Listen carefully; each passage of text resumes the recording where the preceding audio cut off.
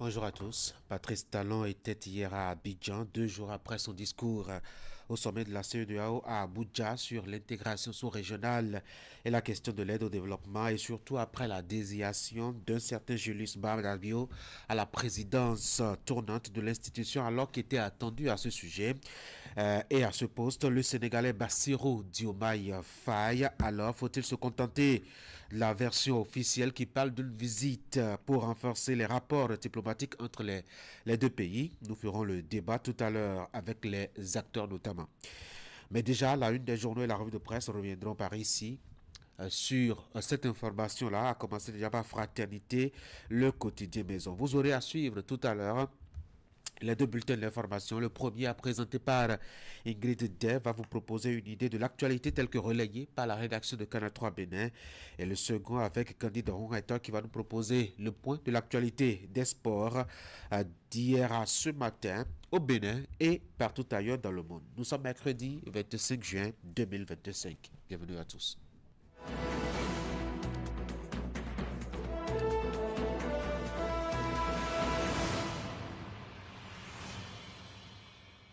Voici donc pour la une des journaux ce matin. Je voudrais proposer qu'on commence avec Fraternité, Université de Parakou et Faculté de droit. Dans cette université, 6 admis sur 2482 étudiants en première année. La faculté indexée, le douanier Mokhtar Adamou se défend les règles du jeu à la base du taux d'échec massif. Il faut situer les responsabilités à demander. Le quotidien, c'est pour éviter le pire. En visite en Côte d'Ivoire ce mardi, Patrice Talon passe à l'action pour l'intégration sous-régionale et puis préparatif de la fête de l'indépendance 2025. Le gouvernement indique des voies à emprunter. Voici Matin libre, peignant en noir le bilan de son prédécesseur. Akpona embarrasse la rupture, un régime de gabegie et de purité. Il met BR en lampeau et en difficulté, a souligné donc le journal. Et puis nous sommes avec le matinal Wilfried Oulang-Bédi sur la rémunération des hauts responsables politiques. Pardon. Les débats se feront à l'Assemblée nationale. Voici le patriote présidentiel 2026, talent très actif dans le choix de son successeur. Nous passons à Diakbata après l'annonce de la date de désignation des candidats de la mouvance pour l'élection présidentielle de 2026 à quand le tour de l'opposition. Bien intelligence de AO 50 ans après un bel instrument mais en crise. Le matin, coopération bilatérale, échange entre Ouattara et Talon à Abidjan et puis la tribune de la capitale. Communauté lacustre de Porte-Nouveau, immersion au cœur de la localité d'Atchakbouji. Nous sommes maintenant avec l'informateur. Nouvelle réforme dans la gestion de la commande publique, Talon et la solution électronique. Éveil, info, faculté de droit à l'université de Parakou quand l'exigence académique frôle l'hémorragie silencieuse. Passons à Libération, préparatif du 65e anniversaire de l'indépendance du Bénin. Voici le nouveau plan de circulation sur le boulevard Marina. L'investigateur, loi sur la chefferie traditionnelle, le département de Mono ne mérite-t-il pas un royaume? Un programme d'assainissement pluvial, l'économiste titre Cotonou gagne du terrain contre les inondations. Le quotidien le meilleur, renforcement des relations sous-régionales. Après Abuja, Talon poursuit la dynamique CEDEAO à Abidjan avec Ouattara. À Djatché News, après la suspension de Gracia Ouamenou de la dette de l'UP et le renouveau, la guerre ouverte entre Rungbedji et Djogbenou, c'est une question. Et puis lettre ouverte, filière Pami à huile, le top départ de la campagne de le 25 a été donné. Visa Info, plaidoirie du maire Luc Atrepo face au changement climatique. Nous avons besoin de verdir nos villes, mais il n'y a pas de solution sans moyens. Attitré donc le maire de Cotonou. Voilà un peu, je dois dire, le tour d'horizon fait rapidement de l'information à la une des publications ce matin. On va revenir sur Fraternité pour la La deuxième lecture, faculté de droit de l'université de Parakou, 6 admis sur 2482 étudiants en première année. La faculté indexée, le doyen Mokhtar Adamou se défend. Les règles du jeu à la base du taux d'échec massif, a situé les responsabilités pour éviter le pire. En visite en Côte d'Ivoire ce mardi, Patrice Talon passe à l'action pour l'intégration sous-régionale et puis préparatif de la fête de l'indépendance 2025. Le gouvernement indique les voies à emprunter. On va passer maintenant au bulletin de l'information avec Ingrid. Ingrid, bonjour. Oui, Tanguy, bonjour et bien bonjour. Au sommaire de ce numéro de votre bulletin, les images de la première séance de réédition de compte au titre de l'année 2025 à la mairie de Cotonou. Une rencontre au cours de laquelle les activités menées par les autorités de la municipalité ont été exposées aux populations. Il s'agit notamment des actions engagées pour améliorer le cadre de vie. On parlera également dans ce bulletin de cette visite de l'ambassadrice de Belgique près le Bénin à la haute cour de justice, elle que vous avez à l'écran. Au cours des échanges, les deux personnalités ont fait un tour d'horizon des perspectives de collaboration juridictionnelle entre les deux pays. L'ambassadrice Sandrine Plateau n'a pas manqué de saluer l'engagement réformateur de la présidente Dandi Nyamou à l'occasion. Vous l'entendrez dans un instant. Voici le bulletin.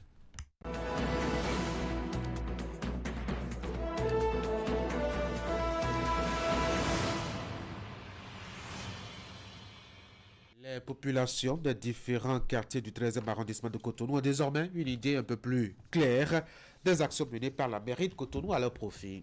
Oui, Tanguy, ce mardi 24 juin, au centre de jeunes et de loisirs d'Agla, les autorités de la municipalité de Cotonou ont tenu une séance de reddition de comptes, la première au titre de l'année 2025. Un rendez-vous d'échange sur les réalisations qui ont notamment impacté le cadre de vie des populations. Une démarche qui respecte les dispositions de la Charte nationale de reddition de comptes au niveau des collectivités locales. On fait le point avec Idriss Boubacar et Elvis. Comme on le dit, à votre décrétoire, il dit pas.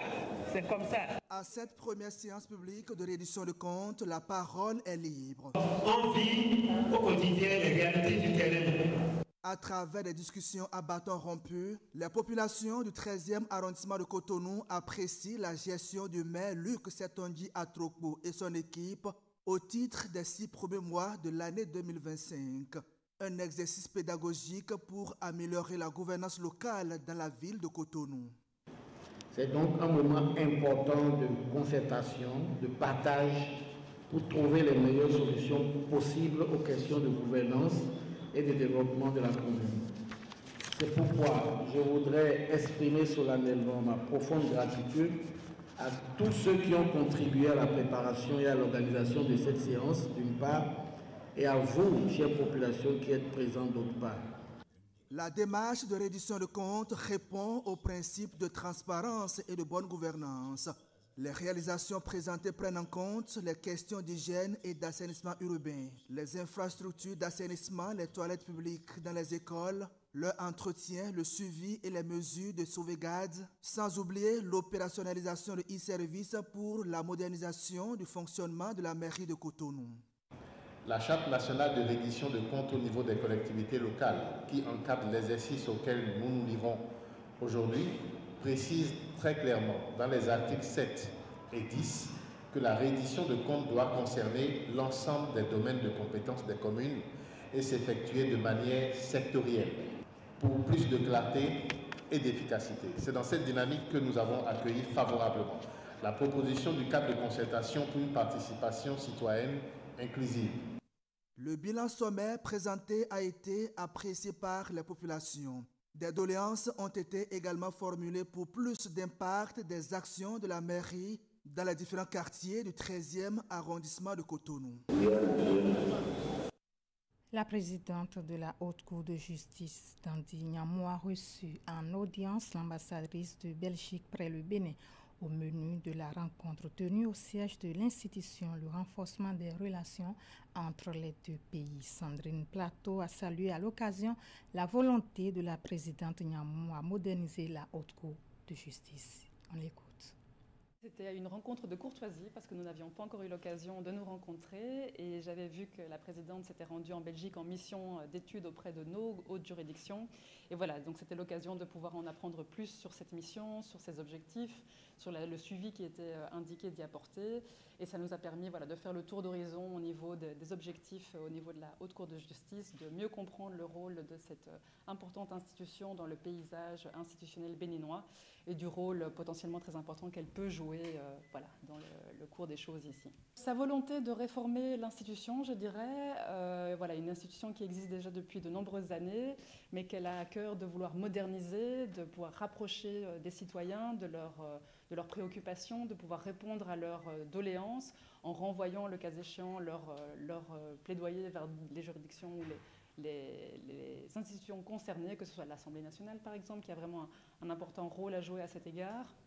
Donc voilà, de cette volonté de modernisation et de proximité par rapport aux doléances ou aux questions des citoyens. Je pense que maintenant il y a une réflexion plutôt à l'interne ici au niveau de la Haute Cour de justice et l'idée c'est peut-être de relancer ces échanges avec les cours de Belgique à l'avenir, mais a priori pas avant encore quelques mois. Donc voilà, nous serons évidemment ravis de pouvoir les accompagner à cet égard si ça devait se préciser. La 8e édition du Hacker Lab 2025 est en cours à Cotonou depuis lundi dernier, organisée en marge du Cyber Africa Forum. Cette grande finale du Hacker Lab 2025 qui s'achève ce jour 25 juin 2025 a réuni les 20 meilleures équipes issues des phases de qualification. C'est une compétition nationale organisée par l'Agence des systèmes d'information et du numérique ANSIN en partenariat avec le Cyber Africa Forum et d'autres partenaires suivants.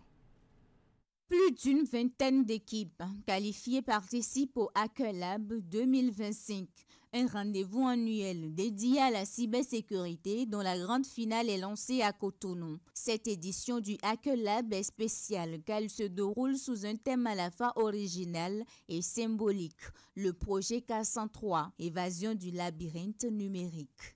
Au cours des 3 jours, je dirais les 48 heures à venir, les équipes, donc les élites, vont devoir ne pas suivre les codes, mais elle cherchera à les casser.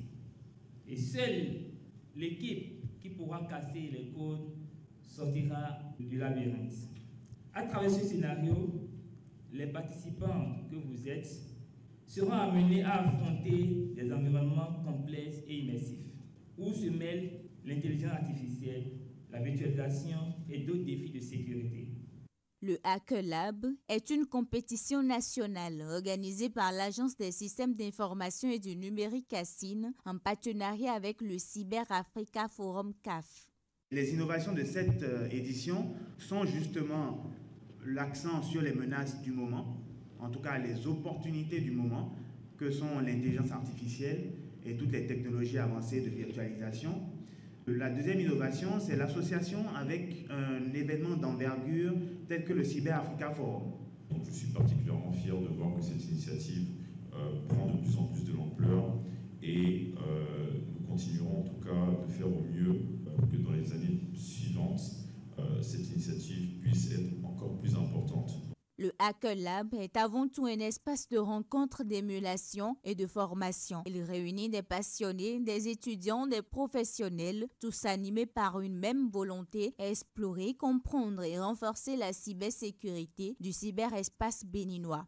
Je participe au Hacker Lab 2025 afin de déjà vivre une expérience unique. Bon, d'abord, c'est pas passion et c'est aussi un défi. Celtis Business accompagne cet Hacker Lab au travers de la connectivité qui est offerte. C'est par la connectivité de Celtis Business que ce Hacker Lab peut se dérouler dans les meilleures conditions. Le Hacker Lab, édition 2025, qui a démarré ce lundi, prend fin le mercredi 25 juin 2025. Le nouveau président des ressortissants du Niger au Bénin est connu. Son nom, Amadou Garba Idrissou.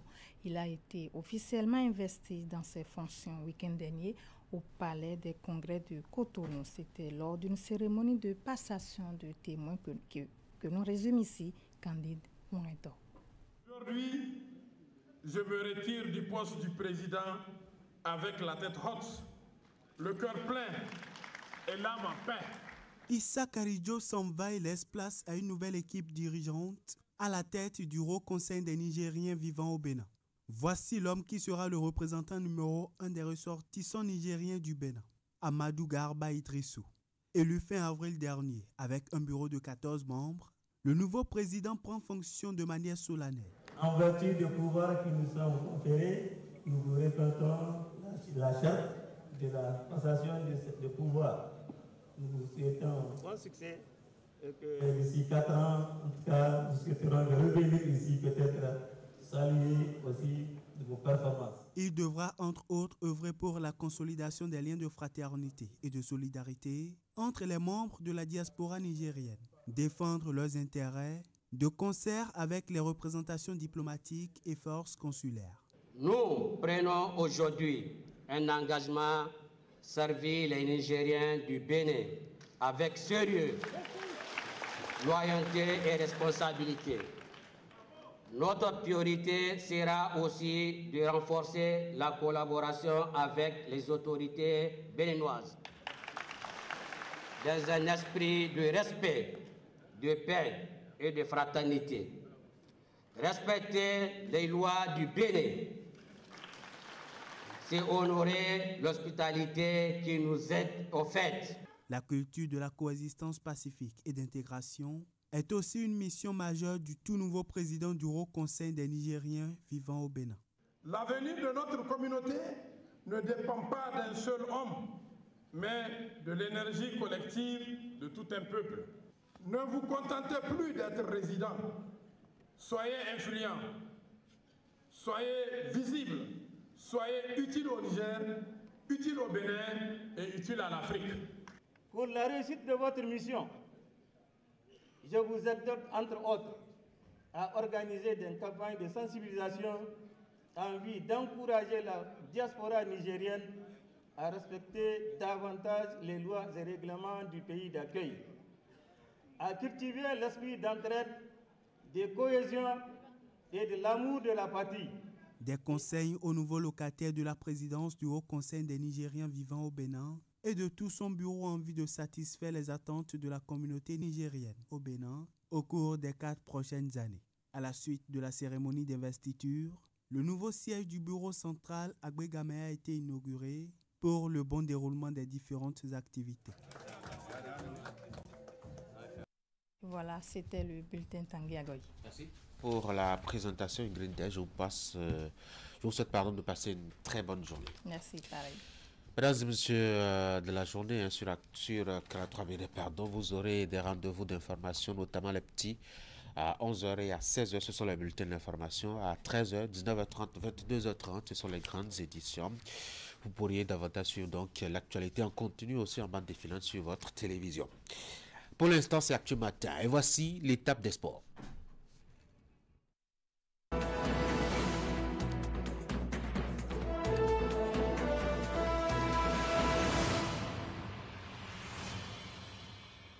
Bonjour. La fête du scolaire, la fête des compétitions scolaires en phase nationale se poursuit du côté d'Aplaroué. Plusieurs matchs ont été joués hier dans les différentes disciplines. C'est bien cela. Déjà au football, on a eu 3 matchs de classement de la 5e à la 12e place. Du côté des jeunes filles, le CG1 Lokosa 7 imposé par un score de 2-0 à son homologue du CG1 Ketou. Le CG7 Impodi 7 imposé par un score de 3-0 au CG Les Pylônes. Le CG Avogbanan a courbé les chines 0 but contre 1 devant le CG Agboro. Chez les jeunes garçons, le CG 1 à Francourt a battu par 1-0 le CG Océan. Le CG 4 Ouémé, au bout d'un score nul de 0 but partout, s'est finalement imposé par un score de 4 tirs réussis contre 2 à la séance des tirs au but à l'équipe du CG 1. Pobé, même score donc pour la victoire au tir au but du CG 1 Bantais devant l'équipe du CG 2 Azover au bout d'un score nul d'un but partout au thème du temps réglementaire. Et puis victoire 1-0 pour l'équipe du lycée Mathieu Bouquet devant le CG 1. Boycon pour ces différents matchs déroulés au cours de la 4e journée de la compétition au football. Au basketball, du côté des jeunes filles, pour le compte de la 4e journée et bien entendu de la phase des groupes, le CEPG Saint-Luc s'est imposé 36-6 à l'équipe du CG Anketou. Le CEPG les Hibiscus s'est incliné 5 contre 32 devant l'équipe du CG1 Azové. Le CG Tangueta a battu 20-15 l'équipe du CG Kandi. Le CG Akwakwa Centre est venu à bout 17-16 de l'équipe du CG 1. Abomey. Du côté des jeunes garçons, le CG Malanville s'est imposé 43-42 à l'équipe du CG Sainte-Rita, 23-10 pour la victoire du CG Azové devant l'équipe du CG 1 Pobet. Le CG Ubemaga s'est incliné 14-35 devant le CG Tokpadomé, puis le CG 3 Djougou s'est incliné 32-40 devant l'équipe du CG Akona Boué. Au niveau du handball, pour commencer avec les jeunes garçons, le CG 1 Bassila a battu 23-10, le CG 1 Glazoué 22-19 pour la victoire du CG Infine devant le CG Le Littoral, 10-16 pour la défaite du CG Gogounou devant le CG 1 Nati Tengou. Du côté des jeunes filles, le lycée Oufon a battu 17-6, le CG 1 Bassila 14-26 pour la victoire du CG 1 Savet. Et là nous sommes bien entendu au handball devant le CG Tokpa demain. Le CG 1 Toviclin s'est incliné 11-16 devant l'équipe du CG 2 Loko. Ça, on va finir avec le volleyball maintenant. Du côté des jeunes garçons, le CG Gbeto a battu par 2-7-0 le CG Gouka, 2-7-0 également pour la victoire du CG Lissazuma devant l'équipe du CG Toviclin, 2-7-1 pour la victoire au bout du fil du CG Kandi devant le CG 1 Wassapenko. Le CG 1 Zungay s'est incliné 0-7 contre 2 devant le CG 1 Niki. Chez les jeunes filles, le CG 1 Wassapenko a battu par 2-7-0 le CG 1 Segmana. Même score pour la victoire du CG Zongo, du CG Gouka ou encore du CG Aplakoui, respectivement devant le CG 3 Promisrité, le CG Segbaya et le CG Ipile. Oui, allons-y. Elles sont actuellement en regroupement au Maroc et livrent ce mercredi un match amical international. Oui, une confrontation amicale avec leurs homologues du Ghana dans le cadre de ce stage de 2 semaines du 23 juin au 3 juillet 2025 dont elles bénéficient sur le sol marocain. Un match amical sur les deux prévus pour la sélection dames senior du Bénin qui affûte ses âmes pour le deuxième tour des éliminatoires de la Coupe du Monde et de la Coupe d'Afrique des Nations féminine senior 2026. Ce match amical sera le deuxième pour les Black Queens du Ghana qui ont battu il y a quelques jours leurs homologues du Malawi par un score de 3-1.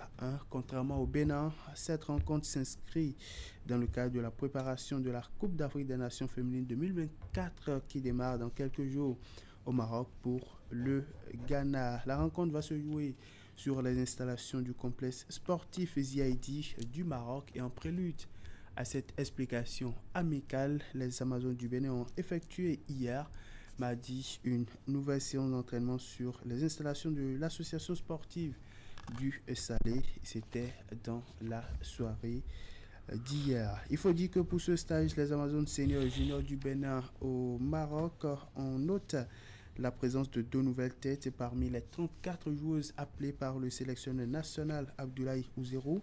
Comme vous le voyez à l'image, à gauche, à votre gauche sur la photo d'Okotoro Yarou qui vient en sélection nationale pour la première fois. C'est une joueuse de 17 ans, jeune défenseur central possédant la double nationalité. Elle est 3 tiers et évolue en club en Allemagne où elle porte les couleurs du FC Germania Tichem et SC Zolsen. Elle rejoint donc la sélection dames senior. À droite, on a Naïlatou Sadikou. Elle a 18 ans.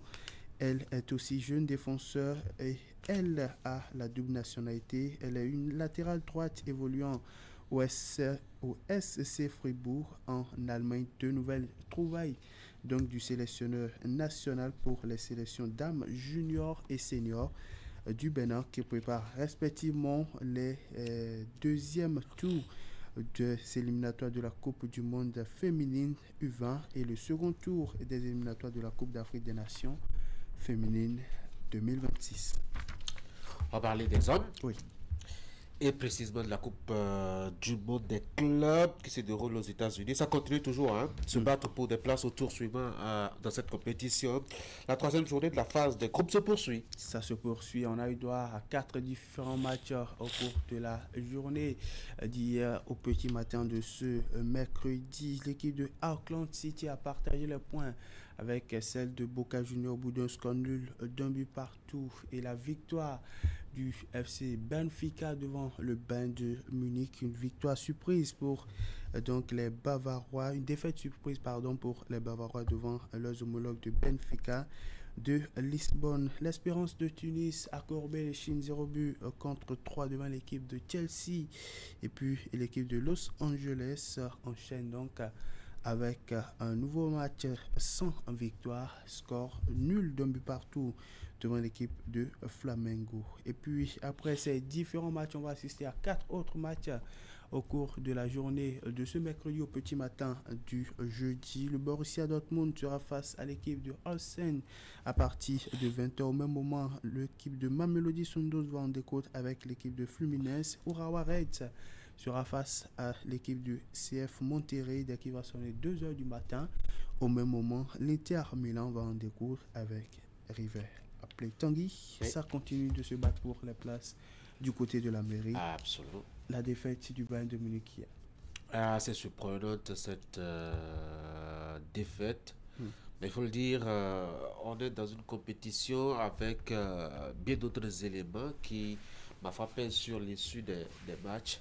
Et entre autres éléments que j'ai envie de citer, la forte température qui règne et qui crame à la limite les joueurs. Ça souffre beaucoup pour rendre ma foi la copie relativement acceptable. Ça peut être l'une des raisons qui a pu quand même affecter, je dois dire, la prestation de Bavarois. Des Bavarois qui s'inclinent 0 but contre 1 devant l'équipe de Benfica de Lisbonne. Autre fait justement à noter, c'est justement l'élimination l'une après l'autre des équipes africaines. L'Espérance de Tunis qui a enregistré hier une nouvelle défaite dans la compétition. Oui, synonyme justement d'élimination. Ça a été vraiment assez curieux parce que relativement c'est quand même un club qui a une certaine expérience pour avoir occupé en tout cas une place sur le continent.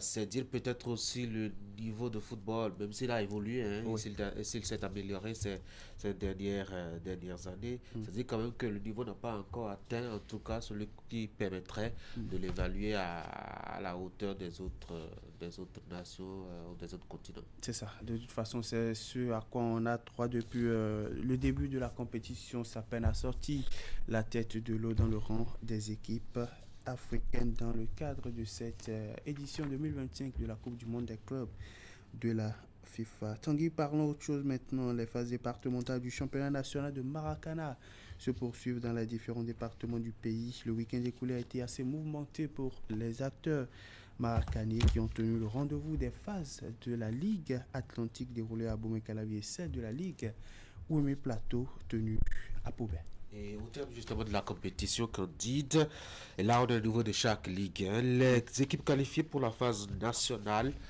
sont connues et on va les découvrir justement dans cette réalisation.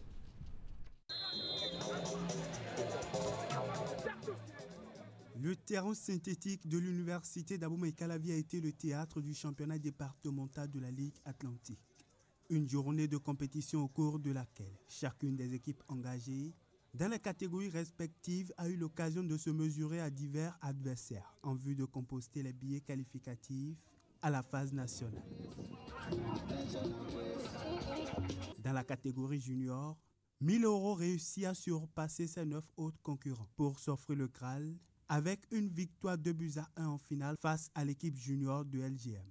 Chez les seniors, ce sont les joueurs de SMC qui sortent vainqueurs avec leur succès 1-0 en finale face à leurs homologues de l'Amitié FC.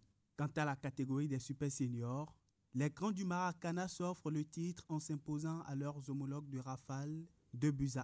Nous avons lancé la phase départementale du championnat à Grand Popo. Aujourd'hui, nous sommes dans l'Atlantique. Dans l'Atlantique qui regorge plus de clubs au Bénin. Il est de bon temps quand même que je me présente pour encourager, n'est-ce pas, ces clubs-là à donner le meilleur d'eux-mêmes et que d'autres clubs, n'est-ce pas, viennent dans ce département pour le bien, n'est-ce pas, du Maracana. Le lendemain, c'était au tour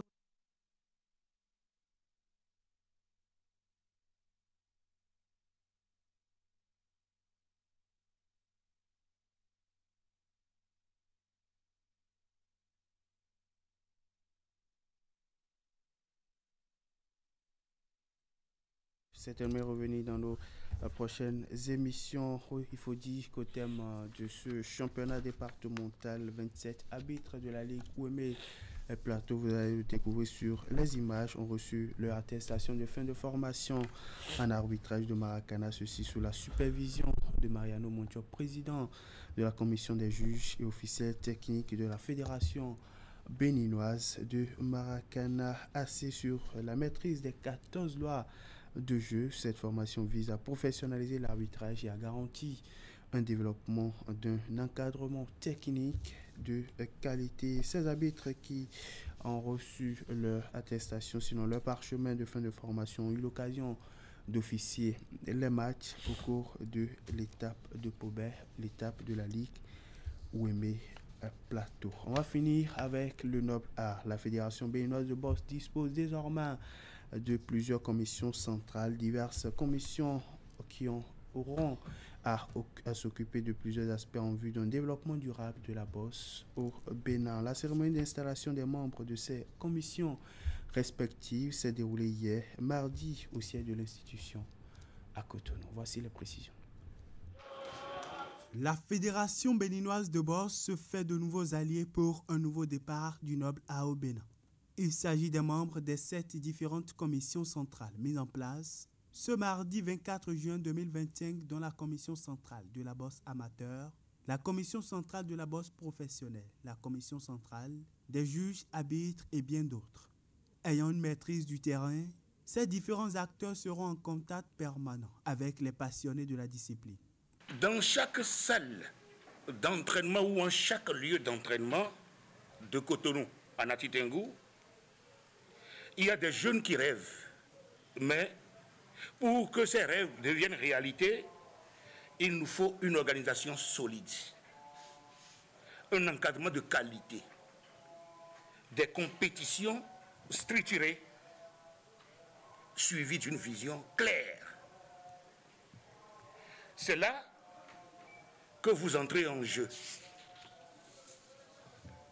Vos commissions sont le moteur de cette dynamique. Ce sont elles qui vont donner du rythme à notre programme,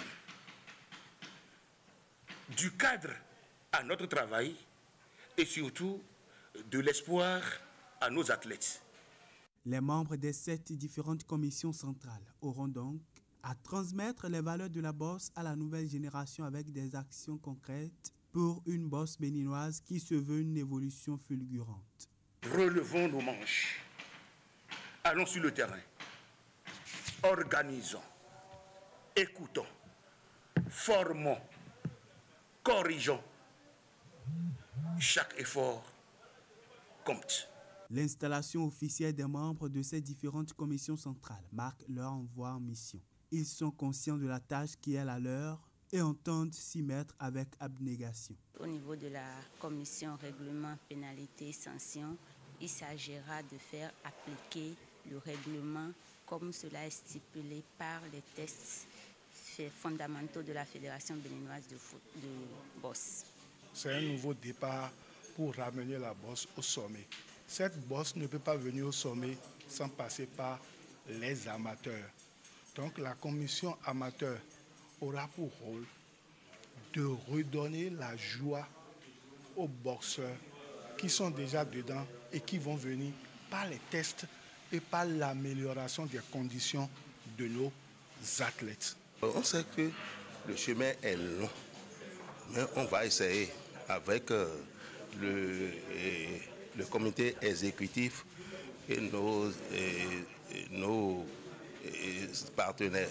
Les différentes commissions n'auront aménagé aucun effort pour bénéficier de l'appui du comité exécutif de la Fédération béninoise de boxe dans leur mission. L'ambition est bien assez claire. tracer le chemin d'un avenir radieux du noble art béninois. Voilà, c'est sur cette note sportive qu'on va mettre un thème autour d'horizon de l'actualité des sports ce matin sur Actu Matin.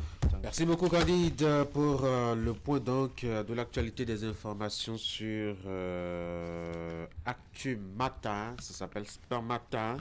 Nous sommes au milieu de la semaine. Demain, vous passerez par ici voir Eric Guédenon pour donc vous tenir compagnie. Moi, je vais vous souhaiter de passer une très bonne journée. Merci, pareil. Dans la suite de ce numéro d'Actu Matin, eh bien, on aura nos moments de discussion tout à l'heure. Cela va porter sur cette visite de Patrice Talon à Alassane Dramane Ouattara. Le président béninois a rendu visite à son homologue ivoirien. C'était hier donc. Les deux personnes ont discuté, en tout cas officiellement, de coopération bilatérale entre les deux pays. Mais au-delà de la raison officielle avancée, peut-on faire d'autres réflexions, d'autres analyses? On va rappeler le contexte. Patrice Talon qui était à Abuja le dimanche, qui a tenu, ma foi, un discours sur l'intégration sous-régionale et surtout la question de la dette à l'échelle internationale. Et puis, second élément dont il faut tenir compte aussi, alors que le Sénégalais Bassirou Diomaye Faye était annoncé pour remplacer le Nigérien Bola Tinubu à la tête de la CEDEAO, c'est finalement le Sierra Leonais, Julius Maada Bio qui a été élu. Deux éléments, deux faits importants du dimanche. Et puis, 2 jours après, voici donc le dirigeant béninois qui se retrouve à Abidjan. Est-ce qu'il faut faire des liens? En tout cas, c'est la question que je vais poser à nos débatteurs tout à l'heure. On n'y est pas encore là. On va passer à l'étape maintenant du magazine de ce matin. Je vais vous proposer de découvrir le secteur avicole au Bénin dans sa transformation progressive pour se mettre aux normes internationales. Quels sont les investissements en cours? Quelle est la physionomie actuelle du secteur? Quels sont les rêves des acteurs? Et pourrait-on rêver justement d'un apport subséquent de la filière à l'économie nationale? Voilà autant de questions auxquelles le magazine apporte des réponses.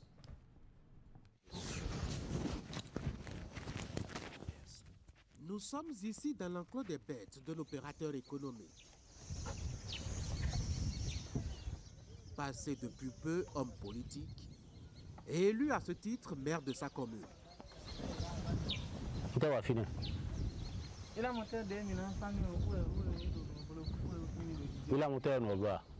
Nous sommes à Adjong, dans la vallée de l'Ouémé.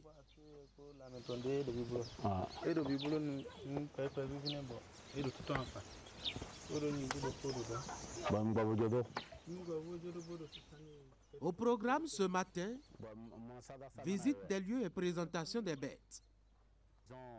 Le propriétaire a une tête de fierté dans la voix.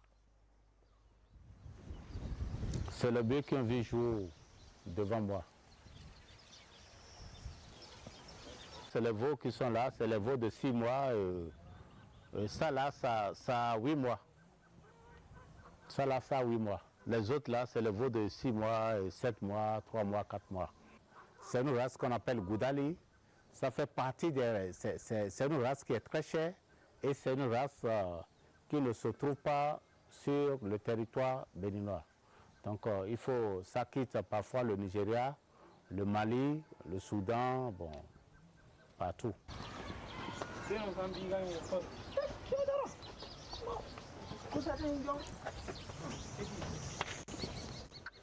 Dans ce petit espace réservé pour abriter les bêtes, il y a une centaine de têtes. Cela représente juste une partie de la possession de l'homme, maître des lieux. Pourtant, les choses avaient commencé par le plus grand des hasards. C'est un métier que j'ai commencé depuis 2014 à Kalalé. Je suis allé pour un autre projet, mais le hasard m'a amené à rentrer dans l'élevage parce que j'ai travaillé avec un vieux peul. Et décidément, à la fin du projet, il a décidé de l'abandonner comme ça. Il a décidé que je l'aide à faire quelque chose. Mais en l'aidant à faire quelque chose, la première des choses, il m'a proposé la vente de l'essence fluoratée. Je lui ai dit non, je ne peux pas m'investir dans ça. Et au finish, il a décidé qu'on s'investisse dans l'élevage. C'est comme ça que je suis rentré dans l'élevage. Le jour de sa naissance, quand il était en difficulté, sa maman était en difficulté, c'est moi qui ai aidé la maman à le faire sortir. Donc depuis ce jour, on est devenus des amis et quand je viens, il vient me saluer, il vient me gratter la peau et tout ça là, vous voyez. Donc, en 2014, je l'ai amené dans le marché de Gogounou. On a acheté 12 têtes de bœufs depuis 2014, mais aujourd'hui nous sommes à près de 300 têtes. Et en 2020, quand j'étais élu comme maire, j'ai décidé de ramener une partie ici, comme la vallée. Bon.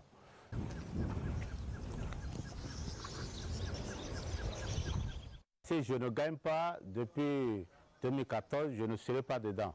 Ça veut dire que si un homme s'attache à quelque chose, à quelque part, il faut comprendre qu'il y a quelque chose qui gagne là. Celui qui s'investit vraiment dans l'élevage, celui-là ne manquera pas de l'argent, hein, parce que moi je peux vous dire, il arrive des fois que j'ai envie de payer la scolarité pour mes enfants. Je dis, mais comment je peux faire?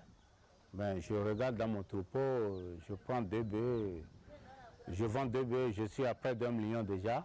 Je peux payer mon scolarité pour mes enfants en toute tranquillité.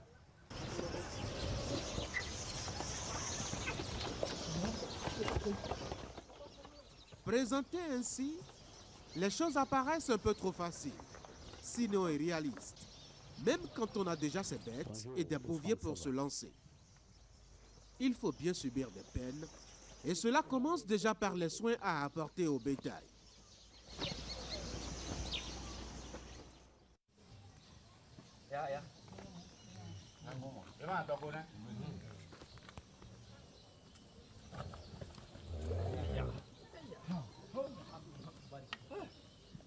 Ce sont ici des vétérinaires qui sont sollicités pour les injections et les comprimés à faire avaler aux bêtes pour leur faire garder la forme et la santé. Une grande partie d'investissement physique en dehors des produits à acheter. Ça va, vraiment.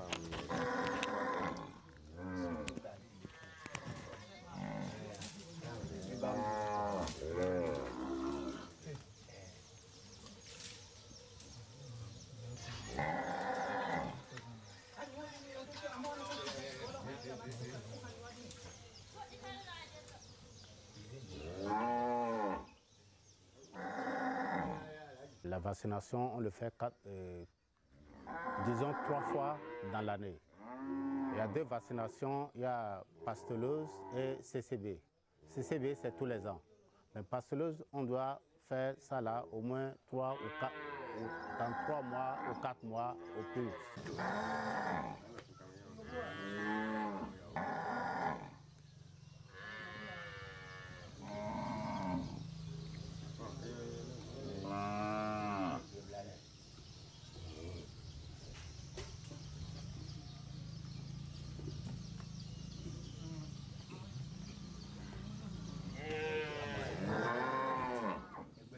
C'est l'État qui nous fournit les vaccins. Et quand l'État nous fournit les vaccins, l'État nous donne aussi le docteur qui va vacciner les animaux. Mais ces derniers temps, il y a trop de demandes. Donc l'État aussi n'arrive pas, on trouve les vaccins et parfois on ne trouve pas les vétérinaires. Donc au moins ce matin, j'ai la chance de trouver un vétérinaire qui est arrivé avec les vaccins et puis on est en train de le faire. Mais ça se paie, ils ne sont pas gratuits.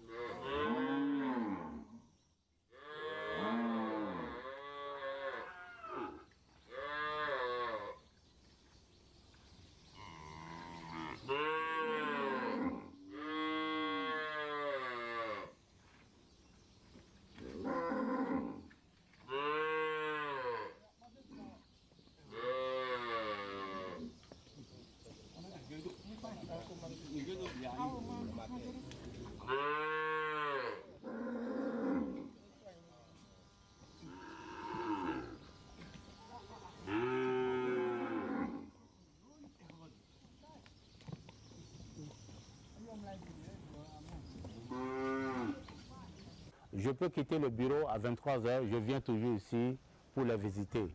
Vous voyez, quand je suis avec eux, c'est tout comme quand je rentrais, ils sont arrivés me faire coucou, me dire bonjour, tout ça là, on s'est vraiment familiarisé. Et on est ensemble, et, tu vois, un homme à côté de d'un bœuf comme ça là, c'est pas ça. L'exercice s'entame très tôt le matin, prend beaucoup de temps et parfois épuise les bêtes. C'est pourquoi les bouviers doivent être prêts juste à la fin afin de les conduire immédiatement au pâturage. Un autre aspect des peines de l'éleveur.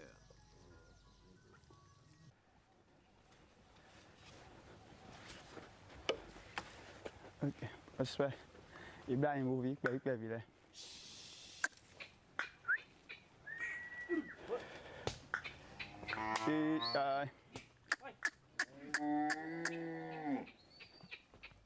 Comme à l'accoutumée, Denis et son équipe de bouviers viennent à l'enclos ce matin pour amener les bêtes au pâturage. C'est une tâche quotidienne, passée dans les habitudes et la normalité de ces deux jeunes, qui sont pourtant nés loin du contexte culturel d'élevage de bœufs.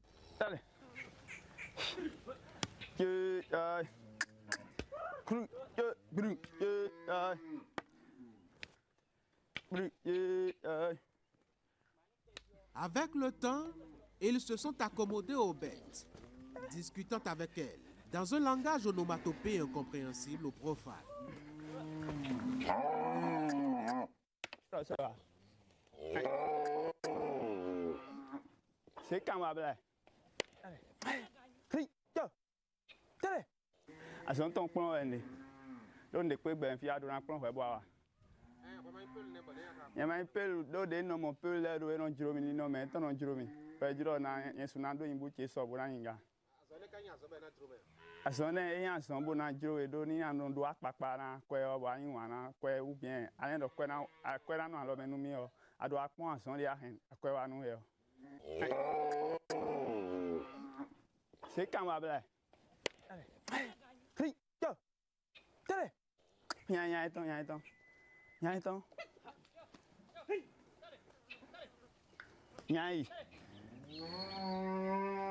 Rien d'été. Ouli, à fort.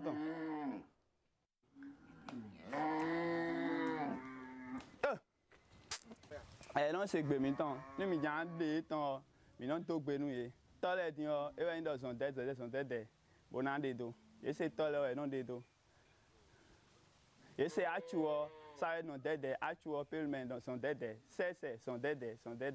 Donc il est derrière une la vie. Comme il doit annoncer. Allez.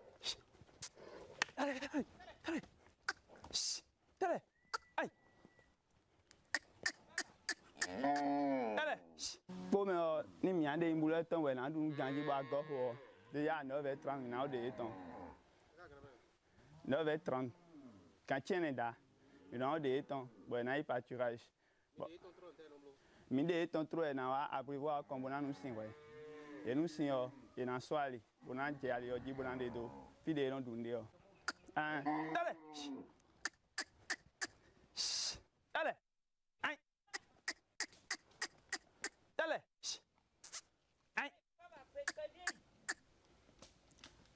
Allez!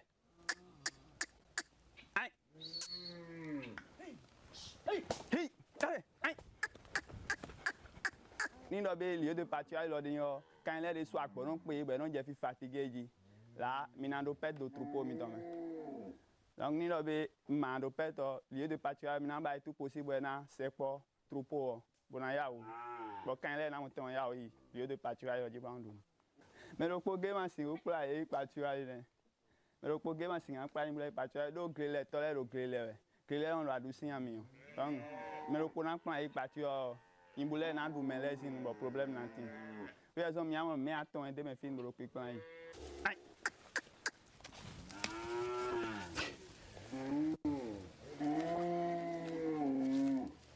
un pas des freins ni ils ont période non agbonon pé donc mi no bon jo ile do kwegbe de ro frein pa violet ni e gleme o bonu sin o ni nous si de ndo yo yo ji yo bo nous si ni yo e du wa ma ni bo nous si yo e no aje mi straji e ga stra mi yo e na ku donc e mi no jo do po ben ko do e ma fatigué e ko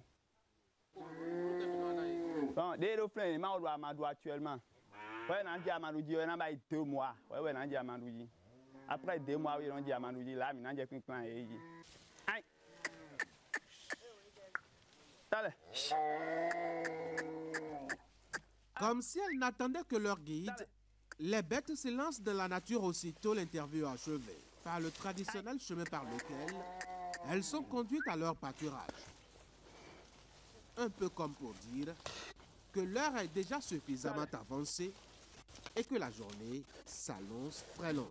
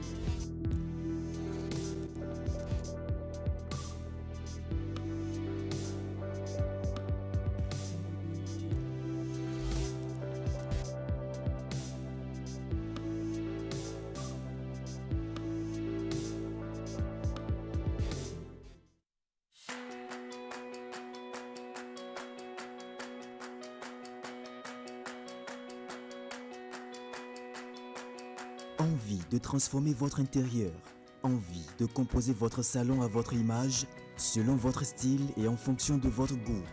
Besoin de créer de l'espace dans votre salon, votre salle à manger ou même dans votre chambre à coucher. Et si l'inspiration vous attendait juste ici? Design moderne, style vintage, bois noble, matière naturelle, couleurs tendance et bien d'autres encore. Bienvenue chez N Meubles Déco, votre destination incontournable pour des meubles et des objets décoratifs uniques, directement importés d'Allemagne. Chez nous, vous allez trouver des salons, des salles à manger, des lits, des meubles de bureau. La particularité, c'est que le client peut lui-même composer ses articles. On n'impose pas notre composition. Donc vous pouvez venir voir un ensemble de tables avec salle à manger. Vous pouvez prendre juste la table ou juste les chaises. Des canapés confortables, des tables élégantes, des objets déco-tendance, il y en a pour tous les styles et tous les budgets. Rendez-nous visite à Calavi en quittant Kota pour Cotonou, 7e rue après la clôture de SOS au bord du goudron et dans notre showroom à Wologede, rue de la pharmacie Éternité. Nous sommes ouverts du lundi au samedi de 10h à 20h. Maintenant, pour des clients privilégiés qui veulent être traités comme des privilégiés, nous pouvons accorder nos horaires. Contact +229 01 61 09 09 09 ou le +229 01 61 90 91 92. Notre adresse email nmeubledeco@hotmail.com. Vous pouvez également nous joindre via nos réseaux sociaux.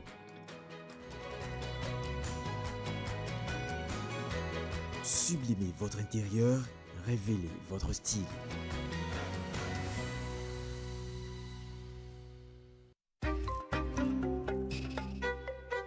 Le Gaiman est un acteur cybercriminel qui utilise illégalement les nouveaux systèmes informatiques pour soutirer de l'argent aux paisibles citoyens en les escroquant ou en les volant.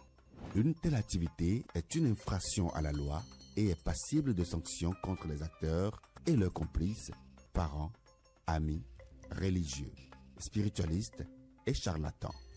Ne soyons pas naïfs.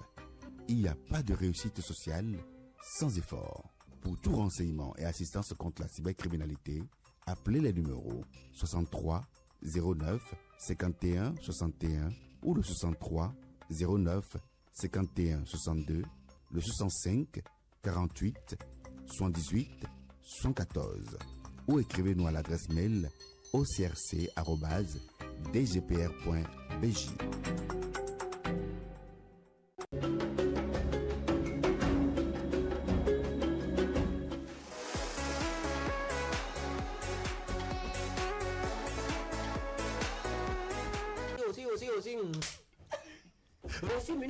Donc il était vraiment rigoureux avec vous. Vraiment rigoureux avec nous. Sinon, déjà à 7 ans, on a commencé la musique, on pouvait aller dans le décor. La pause ce matin, je lui ai déclaré encore ma flamme. La photographie, selon moi, c'est écrit la lumière. Communiquer, communiquer, communiquer. Betty est célibataire. Et surtout, me retrouver encore devant Aïcha Koné. Après plus de 10 ans. J'ai vu un homme qui a été battu par sa femme. On a montré la photo, c'était horrible. Et je me suis dit, mais il attend quoi? Quel ONG s'occupe de ces cas-là?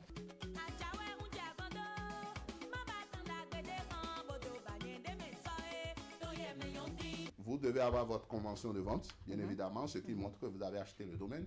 Oui, je voudrais vous inviter à faire massivement le déplacement. Quand je vous dis que je suis chargé d'onction, c'est-à-dire...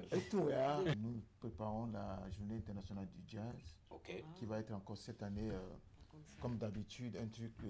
Non, j'ai laissé le côté humoriste, parce que franchement, le Béninois, pour faire rire le Béninois, c'est compliqué. Pour faire rire le Béninois. Donc ce qui nous oblige tous aujourd'hui à nous intéresser à la chose technologique.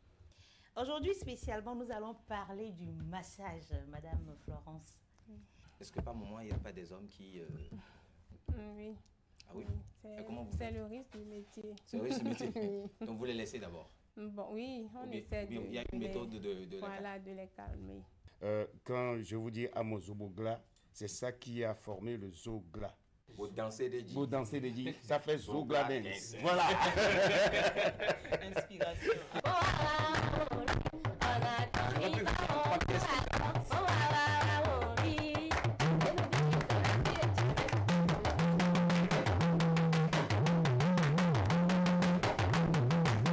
On va checker la liste. Oui ou non? Moi, heureusement que j'ai jamais eu d'ex. Oh, le ciel va tomber. Prends bien soin de moi, chérie, ne me néglige plus. Bravo. Merci à toute l'équipe. Vous êtes tout simplement formidables. On se donne rendez-vous mercredi pour une nouvelle aventure sur Le Plein de Midi. Au revoir. Au revoir.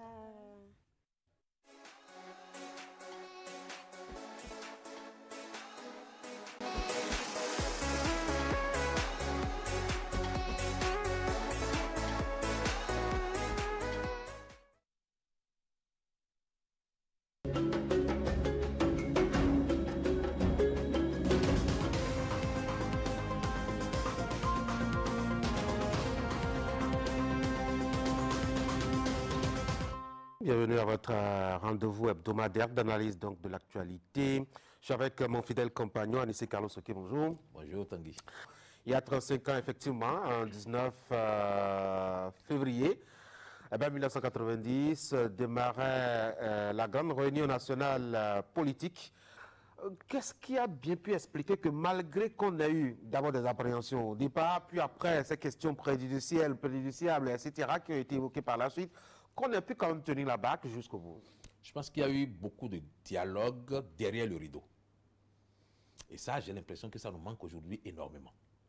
Il y a eu beaucoup de dialogue derrière le rideau. Parce que le dialogue qui fonctionne, les échanges qui fonctionnent ne se font pas sur la place publique. Un chef d'État, qu'il soit actuel, ancien ou je ne sais, ou futur, il a la liberté totale de se prononcer. Lorsque un ancien président s'exprime sur un sujet quelconque, même si c'est pour féliciter son successeur, il crée des frustrations. Parce que la parole d'un ancien président porte. Parce que la parole d'un ancien président de la République est sacrée. Et parce que cette parole signifie toujours quelque chose, quel que soit ce que l'ancien président peut dire, non seulement il crée une gêne au sein de l'opinion, mais en plus, c'est qu'il crée une gêne au sein de la classe politique et principalement au niveau de son successeur. Ça fait que l'avantage que nous pouvons tirer d'un ancien président, c'est qu'il soit extrêmement silencieux et que toutes les actions qu'il a menées dans le cadre de la consolidation de la cohésion nationale, de la pacification, d'un climat politique tendu, soit mené véritablement dans l'ombre, sans que l'on sache même ce qui se passe, pour maintenir la cohésion, pour maintenir l'unité nationale et peser de tout son poids, de personnalité morale exceptionnelle, parce que c'est ce que Nicéphore Soglo est. C'est une personnalité morale d'une dimension exceptionnelle. Un grand homme de culture qui a géré le pays et qui connaît le pays, qui a vécu toute l'expérience du renouveau démocratique depuis 35 ans. C'est un vrai monument. Et à partir du moment où il incarne tout cela, lorsqu'il ouvre la bouche pour dire quoi que ce soit, il divise l'opinion. Donc, si la parole d'un ancien président de la République est d'or, son silence est de diamant.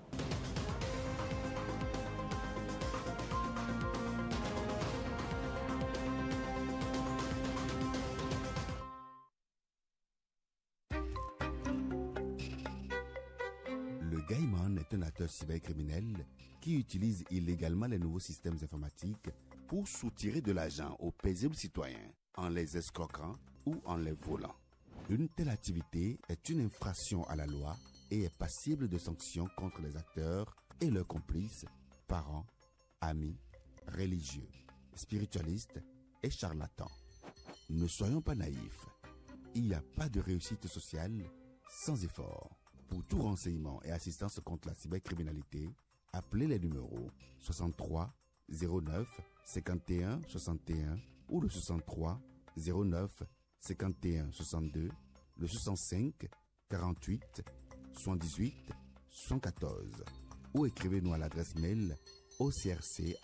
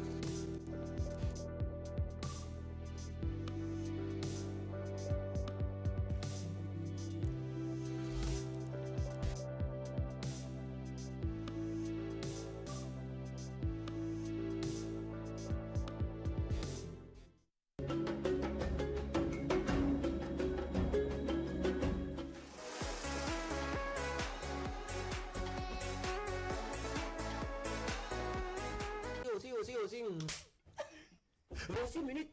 Donc il était vraiment rigoureux avec vous. Rigoureux, vraiment rigoureux avec nous. Sinon, déjà à 7 ans, on a commencé la musique, on pouvait aller dans le décor. La pause ce matin, je lui ai déclaré encore ma flamme. La photographie, selon moi, c'est écrit la lumière. Communiquer, communiquer, communiquer. Betty est célibataire. Et surtout, me retrouver encore devant Aïcha Koné. Après plus de 10 ans. J'ai vu un homme qui a été battu par sa femme. On a montré la photo, c'était horrible. Et je me suis dit, mais il attend quoi? Quel ONG s'occupe de ces cas-là?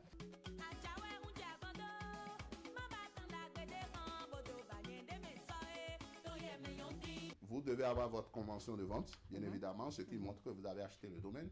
Oui, je voudrais vous inviter à faire massivement le déplacement. Quand je vous dis que je suis chargé d'onction, c'est-à-dire... Nous préparons la journée internationale du jazz, qui va être encore cette année, comme d'habitude, un truc... Non, j'ai laissé le côté humoriste, parce que franchement, le Béninois, pour faire rire le Béninois, c'est compliqué. Pour faire rire le Béninois. Donc ce qui nous oblige tous aujourd'hui à nous intéresser à la chose technologique. Aujourd'hui, spécialement, nous allons parler du massage, Madame Florence. Est-ce que par moment, il n'y a pas des hommes qui... Oui. Ah oui? C'est le risque du métier. C'est le risque du métier. Donc vous les laissez d'abord? Bon, oui, on essaie de... Il y a une méthode de les calmer. Quand je vous dis Amozobogla, c'est ça qui a formé le Zogla. Vous dansez des dits. Vous dansez des dits. Ça fait Zogla dance. Voilà. Inspiration.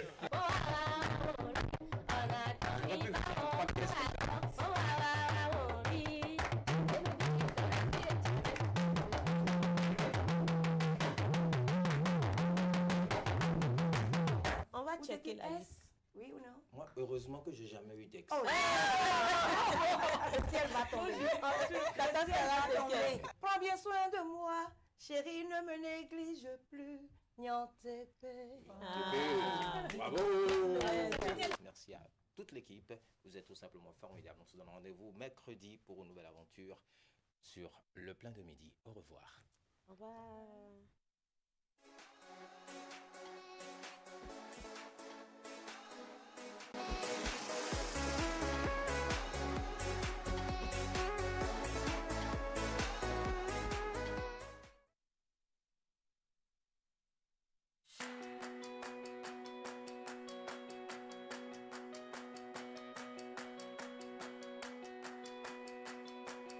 Envie de transformer votre intérieur, envie de composer votre salon à votre image, selon votre style et en fonction de votre goût. Besoin de créer de l'espace dans votre salon, votre salle à manger ou même dans votre chambre à coucher. Et si l'inspiration vous attendait juste ici? Design moderne, style vintage, bois noble, matière naturelle, couleurs tendance et bien d'autres encore. Bienvenue chez N Meubles Déco, votre destination incontournable pour des meubles et des objets décoratifs uniques, directement importés d'Allemagne. Chez nous, vous allez trouver des salons, des salles à manger, des lits, des meubles de bureau. La particularité, c'est que le client peut lui-même composer ses articles. On n'impose pas notre composition. Donc vous pouvez venir voir un ensemble de tables avec salle à manger. Vous pouvez prendre juste la table ou juste les chaises. Des canapés confortables, des tables élégantes, des objets déco-tendance, il y en a pour tous les styles et tous les budgets. Rendez-nous visite à Calavi en quittant Kota pour Cotonou, 7e rue après la clôture de SOS au bord du goudron et dans notre showroom à Wologede, rue de la pharmacie Éternité. Nous sommes ouverts du lundi au samedi de 10h à 20h. Maintenant, pour des clients privilégiés qui veulent être traités comme des privilégiés, nous pouvons accorder nos horaires. Contact +229 01 61 09 09 09 ou le +229 01 61 90 91 92. Notre adresse email nmeubledeco@hotmail.com. Vous pouvez également nous joindre via nos réseaux sociaux.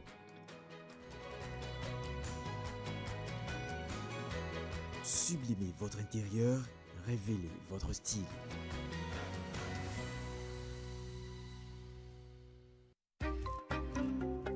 La cybercriminalité est un fléau à l'antipode du développement socio-économique durable et de la crédibilité de notre pays. Ne permettons pas aux cybercriminels et gaïmans de salir la réputation de notre pays et de ruiner nos efforts collectifs en faisant fuir les investisseurs. Ensemble, combattons la cybercriminalité en dénonçant les gaïmans. Pour tout renseignement et assistance contre la cybercriminalité, appelez les numéros 63 09 51 61, 63 09 51 62, 65 48 78 74 ou écrivez à l'adresse mail au crc@dgpr.bj.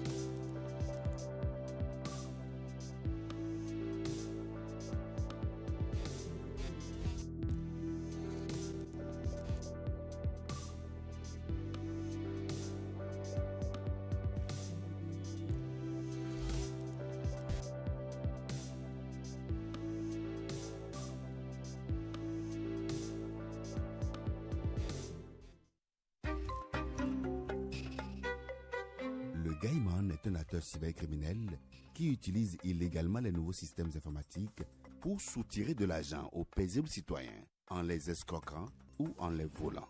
Une telle activité est une infraction à la loi et est passible de sanctions contre les acteurs et leurs complices, parents, amis, religieux, spiritualistes et charlatans. Ne soyons pas naïfs. Il n'y a pas de réussite sociale sans effort. Pour tout renseignement et assistance contre la cybercriminalité, appelez les numéros 63 09 51 61 ou le 63 09 51 62, le 65 48 78 74 ou écrivez-nous à l'adresse mail ocrc@dgpr.bj.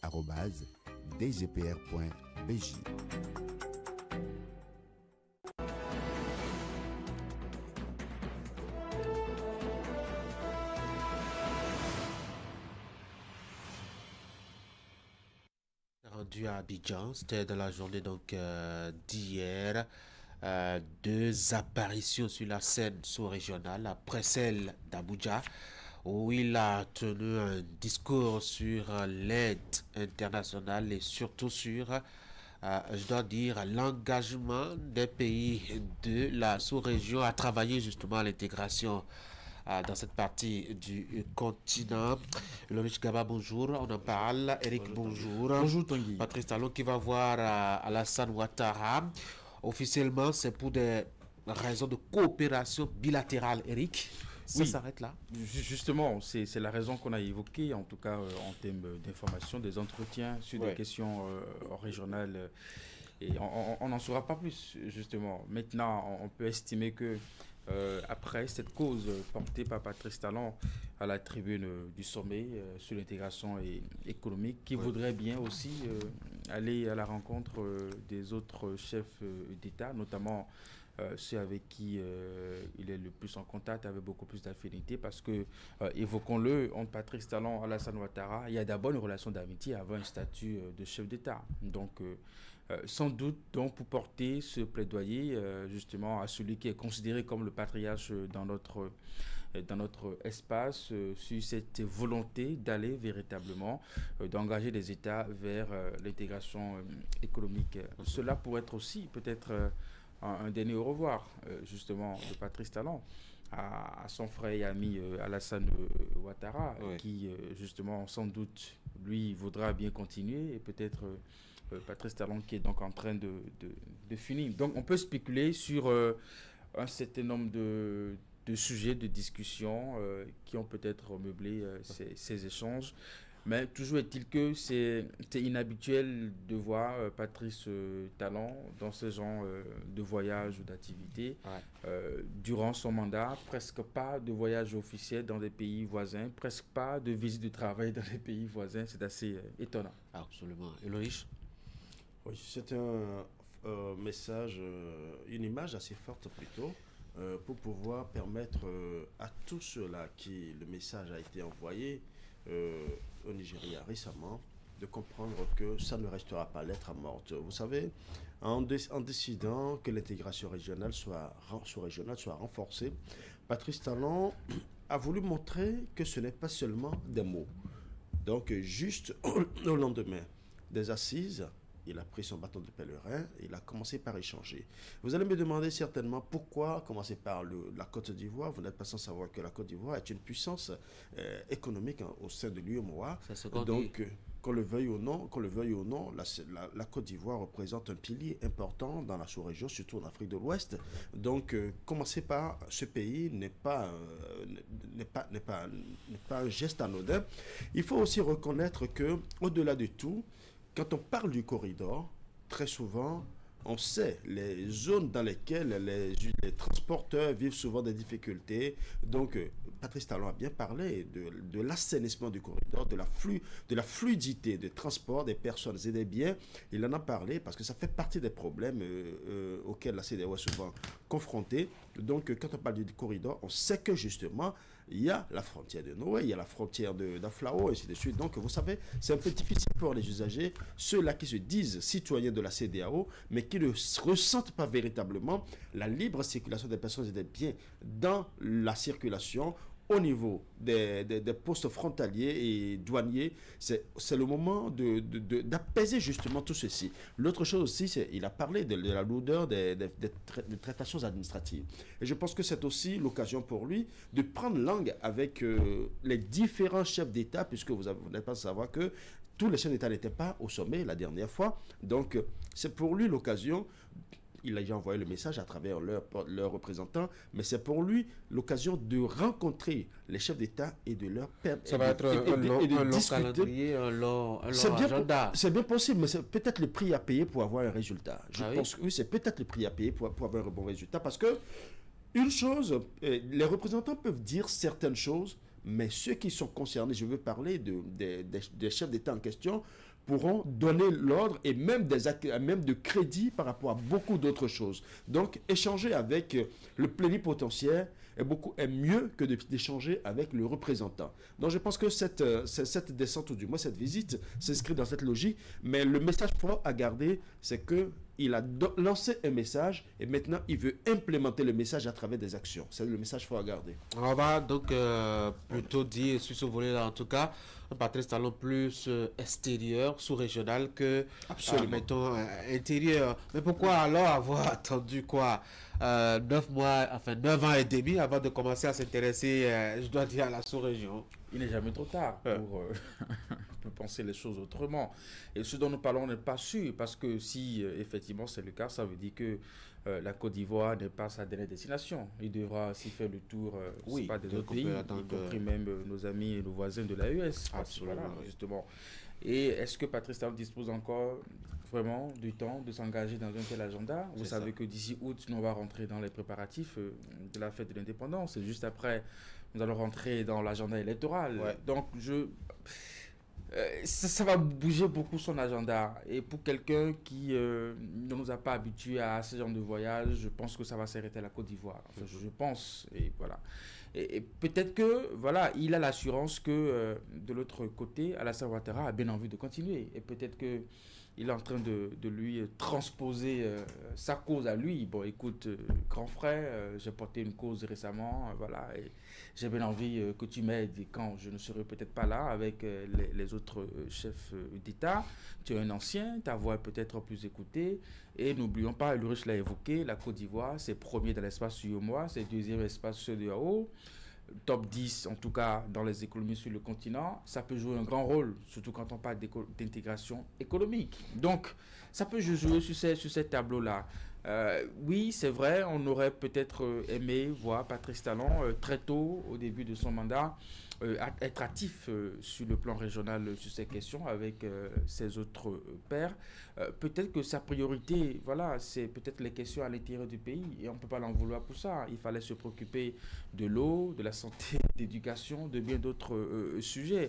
Et lui-même s'était vraiment refusé de participer à ces sommets, à ces rencontres à l'échelle régionale et internationale. Donc je pense que à la date d'aujourd'hui, il se dit pour le peu de temps qui me reste, peut-être qu'il faut bouger un peu les choses avec la chance que cela soit porté véritablement par les autres. Après, le malheur, c'est ce que nous vivons à la tête de nos États. Quand il y a un changement d'homme, on a le sentiment qu'il y a un changement complètement de tout un système. Il faut peut-être revoir la chose. Une vision reste une vision pour un pays. Ce que Patrice Talon dit aujourd'hui, on peut le scruter et voir ce qu'on peut en tirer et faire en sorte que cela soit une vision dans un cadre régional pour l'ensemble des pays. Ce qui est sûr et certain, comme on l'avait évoqué, je pense, il y a quelques jours en arrière, les questions d'intégration, nous devons véritablement les porter véritablement comme aujourd'hui un moyen d'aller de l'avant. Parce que entre des pays voisins, entre des États, comme l'a dit Patrice Talon, on peut ne pas partager la même vision politique, on peut ne pas partager la même idéologie, on peut avoir des différences sur des affaires de l'AES, sur des affaires de coup d'État, mais le transport, la culture, le tourisme, ce n'est pas des questions qui doivent nous diviser, justement, puisque, qu'on le veuille ou non, nos peuples commercent. Enfin, oui, indépendamment des lois, indépendamment des frontières et autres. Oui, il y a des échanges. Vous avez des Nigériens, et la dernière fois, je pense, il y a eu un grand rassemblement des citoyens du Niger qui ont choisi le président qui a été investi. Et vous imaginez où? Au Palais des Congrès, mais la salle était pleine. Donc, malgré que nous sommes quand même en crise. Donc, je dis, ça va nous rattraper. Autant alors prendre véritablement conscience de ça et évoluer.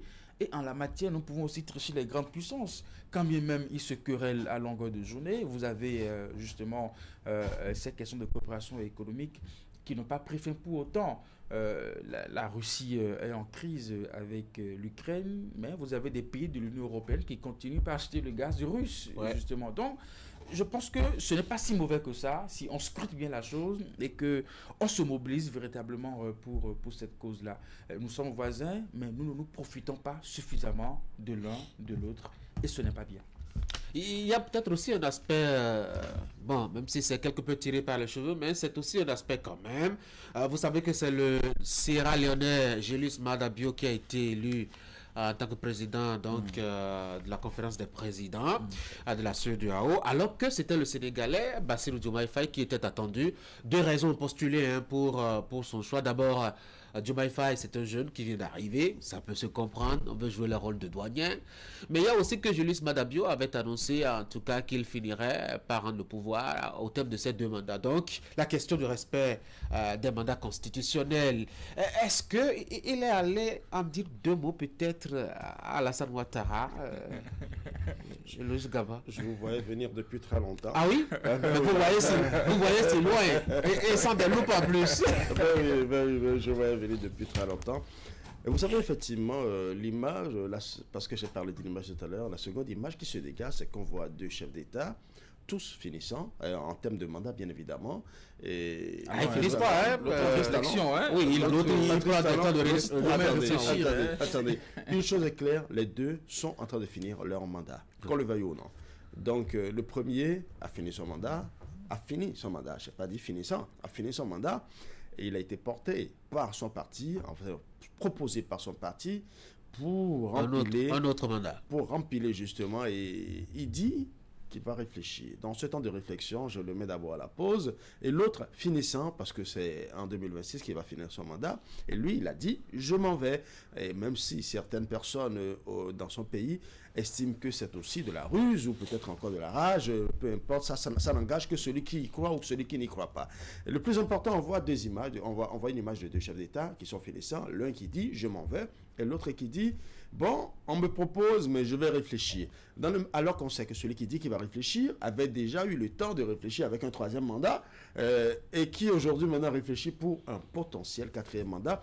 Dans le même temps, vous savez, quand j'entends Patrice Talon qui précise quelque part qu'il faut respecter de plus en plus la Constitution et autres, tout ça, je pense que ce sera l'occasion pour lui certainement de toucher un mot à son homologue de la Côte d'Ivoire. C'est vrai Alassane Dramane Ouattara n'a aucune leçon à recevoir de lui, a priori, parce que son pays est indépendant, autonome, ne doit absolument rien à Patrice Talon, encore moins au Bénin.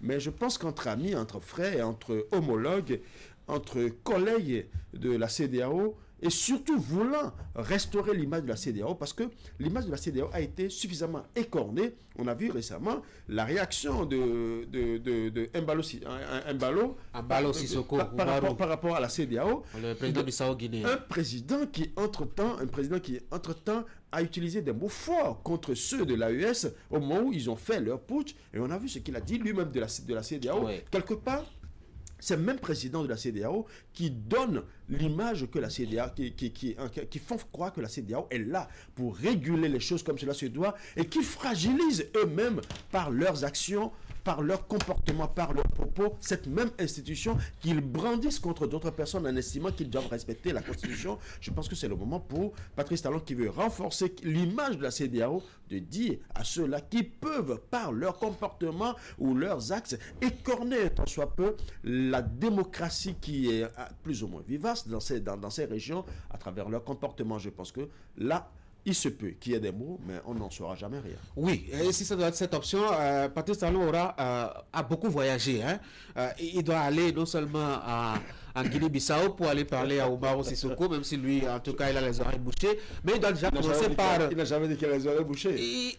Oui, mais on lui a parlé tout le temps, il n'a pas entendu. Je crois que quelqu'un qui n'entend pas quand on lui parle, c'est quelqu'un qui a les oreilles occupées. Hein. Il entend ce qu'il veut entendre. Il entend ce qu'il veut entendre. Voilà. C'est une oreille sélective. Alors Patrice Talon devrait commencer, avant d'aller même trop loin en Guinée-Bissau, déjà par commencer à l'ouest ici, à rendre visite à son ami. Nous le savons très pragmatique. Si Patrice Talon tire la conclusion de ce que, même si je vais visiter ces présidents pour les sensibiliser à respecter les mandats constitutionnels, qu'est-ce que ça va changer? Donc ça aura été au moins sa petite contribution. Ne va pas s'engager dans une telle diplomatie. Parce que, avouons-le, c'est ce que moi j'appelle la CEDEAO contradiction. On a dit on veut lutter contre les mandats indéfinis, mais en même temps, ce sont les chefs d'État qui portent cette cause au sein de cette communauté, qui sont les premiers justement à les violer. L'exemple de Sissoko est là, même après avoir envoyé une délégation de la CEDEAO, on n'est pas encore sûr s'il va organiser les élections. Nous avons jusqu'à côté de nous aussi un changement de système qui a donné lieu à la naissance d'une nouvelle république. Et voilà, et donc vous le demandez à Patrice Talon de faire tout ce tour-là pour... Non mais je pense que ça va pas prospérer. Il a beaucoup mieux à faire. Ça va être trop lourd pour lui, encore que voilà, ces États sont souverains, ils vous le diront justement, et que c'est le choix de leur peuple justement de s'engager justement dans cette aventure-là. Et c'est malheureux pour cette organisation qui voudrait quand même mettre un terme à la violation des mandats constitutionnels, mais aussi en même temps au coup d'État. Parce que quand ça se passe également dans l'espace en termes de coup d'État, ils sont les premiers justement à monter au créneau, à dénoncer, à vouloir des transitions rapides pour passer à des régimes démocratiques avec qu'on peut avoir comme discours, mais quand c'est eux-mêmes qui portent atteinte justement à leur constitution, on voudrait justement que la CEDEAO, je sais pas, observe tout ceci avec beaucoup de sagesse, ce qui n'est pas bien. Vous savez, ce qui se joue en Côte d'Ivoire, est-ce qu'en réalité, on devrait vivre ça? Est-ce qu'il faut mettre autant de mystère pour... on va en parler tout à l'heure. Je pense que c'est contraire à ce que veut la CEDEAO, c'est contraire justement aux valeurs, aux principes justement de la CEDEAO. Et tout ceci fragilise davantage cette organisation. Et c'est ce qui donne raison justement à nos amis de l'AES. Alors, une dernière raison qui peut peut-être amener Patrice Talon à faire un tour voir son douanier et cher ami Alassane Ouattara, c'est qu'on le sait tous, hein? Patrice Talon a des affaires à Abidjan. Ça peut être aussi qu'il est allé voir comment s'occuper après, mettons, mai 2026. C'est une conjecture. On peut dire que c'est possible, mais quand il va en mission en tant que chef d'État pour une visite d'État, je pense que c'est d'abord pour des raisons diplomatiques. Et donc, ses affaires, si ce sont ses affaires personnelles, il peut les faire en amont, il peut les faire peut-être en sourdine. Mais a priori, j'estime que c'est... Oui, parce qu'on n'a pas aussi communiqué tellement autour de la rencontre. Non, mais écoutez, vous savez, Patrice Talon, est-ce que Patrice Talon communique habituellement? C'est la question qu'il faut d'abord... Son discours à Abuja, vous n'allez pas dire que c'est dans le secret des toilettes de votre résidence d'Abuja. C'est parce qu'on a voulu que le discours aille loin. Il est arrivé dans le moment où Patrice Talon a voyagé dans ce pays, où c'est peut-être des semaines après qu'on a appris qu'il est allé à tel endroit ou tel autre endroit. La normocommunication oblige. C'est quand lui-même décide de communiquer autour de certaines affaires ou de certains de ses voyages que vous avez l'information. Sinon, a priori, Patrice Talon reste beaucoup plus dans la normocommunication. Qu'on le veuille ou non, ça l'a toujours été intact. Il n'a pas bougé d'un iota. Donc, s'il a voulu qu'on comprenne ce qui s'est passé au Nigeria, c'est que c'est lui-même qui a donné ce OK-là pour que l'information aille loin. Mais de l'autre côté, il n'a pas trop communiqué. C'est lui-même qui l'aura voulu. Vous savez, Patrice Talon a toujours communiqué comme ça. Il choisit ce sur quoi il veut communiquer et ce sur quoi il ne veut pas du tout communiquer. Donc, j'estime que si éventuellement il a ses affaires, certainement, il fera ses affaires, peut-être parallèlement à sa visite. Mais quand on parle de visite d'État, j'estime que d'abord, c'est la diplomatie qui prend. Oui, mais ça n'empêche pas que après les sujets peut-être bilatéraux ou d'intérêt, mettons, étatiques, qu'on aborde les sujets qui sont des affaires entre soi. Ils sont des hommes, ils sont des humains. Oui, absolument. C'est pas un reproche. C'est pas non plus un reproche. Ils vont bien aborder. On est en train de se demander qu'est-ce qu'il a pu bien dire avec justement son homologue ivoirien. Maintenant, si c'est de façon spécifique sur les affaires, Patrice Talon n'avait pas besoin de se déplacer. Je pense qu'il pouvait trouver bien d'autres moyens de s'assurer de ce que ces affaires vont se retrouver dans de bonnes mains après son départ du pouvoir. Il a les hommes sans doute pour faire véritablement ce travail. Tout comme il aurait pu se rendre en Côte d'Ivoire sans que personne ne le sache. La preuve est que l'information de sa visite, c'est plutôt de la partie Côte d'Ivoire que nous avons eu les informations. Donc, ça reste aussi sa façon de faire les choses. Ces déplacements, généralement, c'est peut-être quand c'est des visites officielles. On a vu le cas de Qatar où ça a été annoncé plusieurs jours avant et tout. On a eu des comptes rendus de façon régulière. Oui, ça reste, comme on dit, des échanges qu'on peut avoir entre deux adultes. Oui, bon, écoute, moi j'ai fini, hein, et donc les affaires doivent pouvoir continuer, peut-être trouver d'autres formules. Mais je pense que ce n'est pas des sujets qui manquent au plan régional qui puissent amener deux chefs d'État à se préoccuper des affaires personnelles. Il y a de la matière au plan régional. Absolument. Allez, et puisque nous sommes en Côte d'Ivoire, on va y rester et jeter un coup d'œil sur l'actualité métropolitique dans ce pays. Alassane Dramane Ouattara, sollicité par le HDP, son parti au pouvoir actuellement, pour qu'il soit le porte-flambeau justement à la présidentielle d'octobre prochain. Et Alassane Ouattara qui réfléchit un peu, le riche. C'est bien normal parce que lui-même l'a dit, à partir de 70 ans, 75 ans, vraiment la charge présidentielle est une charge suffisamment lourde pour continuer justement à faire ça.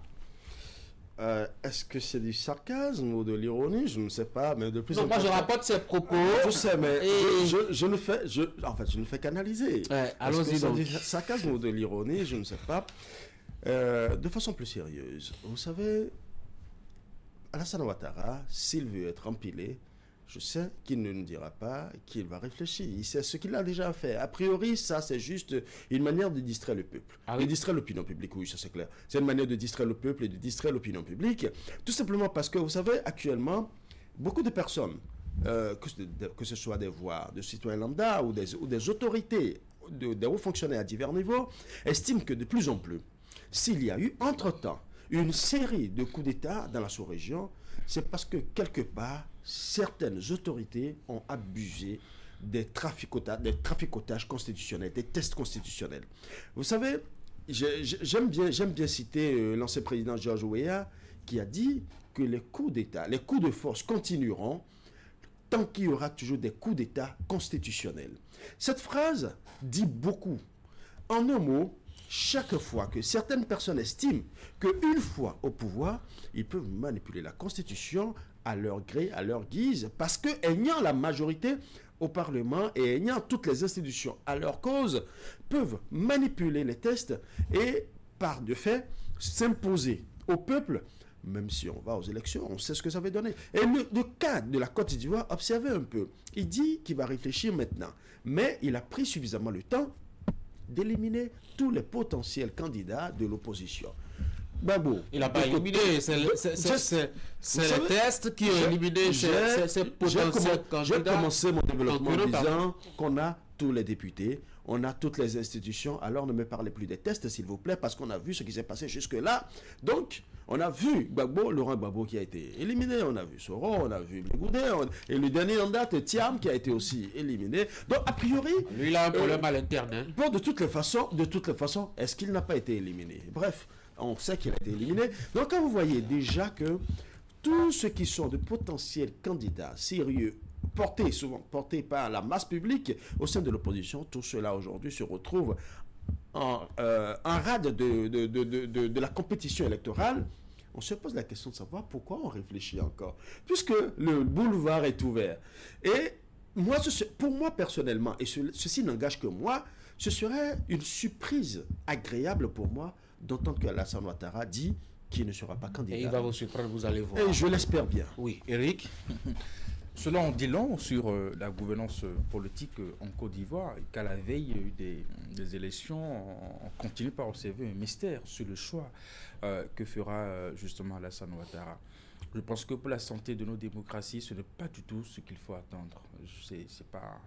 Comme on dit, nous savons tout le temps que le monsieur a passé à la tête du pays. Nous savons aujourd'hui combien le contexte est tendu avec les différentes crises politiques que la Côte d'Ivoire a connues. Compliquer encore ce processus, je pense que cela n'est pas de nature à permettre au peuple ivoirien de traverser cette période en toute sérénité. Je pense que si Alassane Ouattara a un service à rendre justement dans notre espace, dans ce contexte où nous tirons avec notre idéal démocratique, avec nos voisins de l'AES, il y a un exemple de leadership qu'il faut donner. Et c'est maintenant qu'il faut le faire. C'est maintenant qu'il faut le faire. C'est vrai, le parti, à la faveur d'un congrès, a estimé qu'il reste encore le meilleur et qu'il a encore la force et la santé pour être encore candidat. En tout cas, c'est le congrès qui l'a dit. Il revient à Alassane Ouattara et justement de savoir s'il est en mesure justement d'être candidat. C'est embêtant que ça soit sur notre continent que des questions de mandat, de est-ce qu'il va partir, est-ce qu'il va rester, est-ce qu'il va partir, est-ce qu'il va rester, soit toujours une préoccupation. J'ai lu aussi qu'un peu plus loin de nous en Ouganda, voilà, le président aussi, et malgré le poids de son âge, voudrait encore rempiler. Et ça nous éloigne des préoccupations de nos concitoyens, voyez-vous. Et donc je pense que, quoi qu'en soit le temps que va prendre Alassane Ouattara pour réfléchir sur sa possibilité à être candidat ou pas, encore que à lui seul, il n'est pas la constitution de la Côte d'Ivoire. Donc, c'est plutôt bizarre qu'on observe encore ces tiraillements pendant que nous avons des questions de sécurité, des questions de faim à régler véritablement dans nos États. Alors, laissons-lui le temps de finir sa réflexion, même s'il lui faut aller au pèlerinage pour véritablement se faire une idée de s'il sera candidat ou pas. Et on aura pensez qu'il sera candidat? Le résultat. Moi, je pense que... Est-ce qu'il y a des éléments qui vous aident Vous savez, on vous dira que le pouvoir est irrationnel. On n'arrive jamais à identifier de façon précise ce qui se passe dans la tête de chef d'État. Entre l'envie de partir ou l'envie de rester, on est plus tenté de rester, surtout dans le cas ivoirien. Mais je pense qu'il lui faut observer quand même notre espace et faire le bon choix. Et ce n'est pas des gens qui vont le remplacer, qui manquent dans son entourage aujourd'hui. Je pense qu'il est d'une formation politique qui est une grande formation politique. Nous avons beaucoup de jeunes, nous avons beaucoup de leaders justement au sein de cette formation politique qui peuvent poursuivre la dynamique de Alassane Ouattara. Voilà. Encore qu'il a un bilan économique qui peut permettre à sa formation politique d'être quand même, je dirais, en bonne position par rapport aux autres partis politiques. Donc, on n'a pas forcément besoin de garder encore Alassane Ouattara pour que la Côte d'Ivoire puisse continuer sa marche. Bon, je pense que s'il est connu comme étant celui qui a relevé l'économie de la Côte d'Ivoire, il est identifié comme un bâtisseur, je pense qu'il faut prendre par la grande porte avec les gloires et les honneurs que cela s'impose et permettre justement à d'autres leaders de continuer le travail. Encore que déjà il bénéficie du respect de ses pairs en tant que sage, en tant que douanier. Donc, quoi de plus beau que de finir. Peut-être qu'il a bien envie de partir, mais que bon, tellement il est important pour le pays que ses proches collaborateurs et militants sont partis. Enfin, eux, ils l'ont désiré quand même pour être leur porte-flambeau. Ils n'ont pas trouvé d'autres personnes et ça peut expliquer le choix porté sur lui. Ce que j'ai remarqué, c'est quand même que... Encore une fois du sarcasme. Bon, enfin, ce que j'ai remarqué, c'est quand même que on n'a pas l'impression d'une tension qui monte.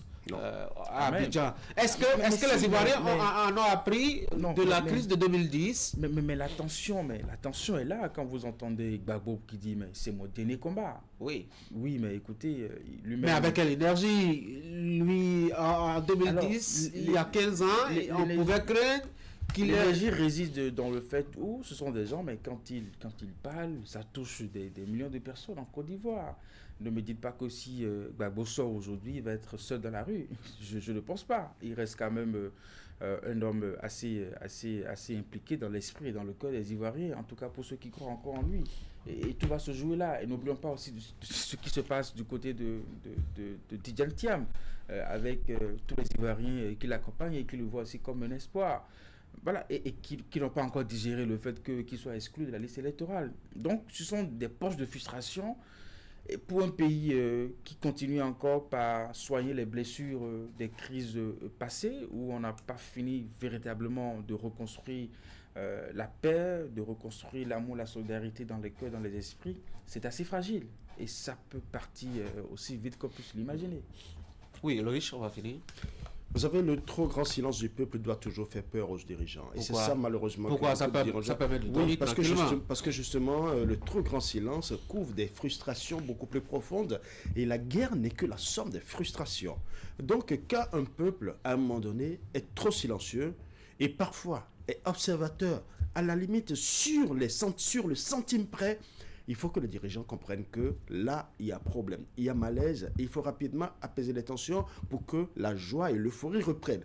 Quand la joie et l'euphorie ne sont pas là, et que le silence est assez assourdissant, les dirigeants doivent savoir faire des lectures. Dans la plupart des cas, les tensions ne naissent pas avant les élections. Ça peut arriver par moment, mais très souvent, qu'est-ce qui se passe? C'est soit pendant ou après les élections. Dans la plupart des cas, c'est parce que la guerre n'a pas commencé. La frustration, le mouvement populaire n'a pas commencé après les élections. Ça a commencé en sourdine, bien avant les élections, et c'est ce que nos dirigeants africains doivent comprendre de plus en plus. Très souvent, on se dit, oui, j'impose ma voix, j'impose mon veto, j'exige ceci, ou je pose des tests qui peuvent être exclusifs ou tout ce qu'on veut. À la fin, c'est moi le Manitou, c'est moi qui donne ces ordres-là. Il y en a qui suivent, qui ne parlent pas. Mais en sourdine, très souvent, des choses se créent.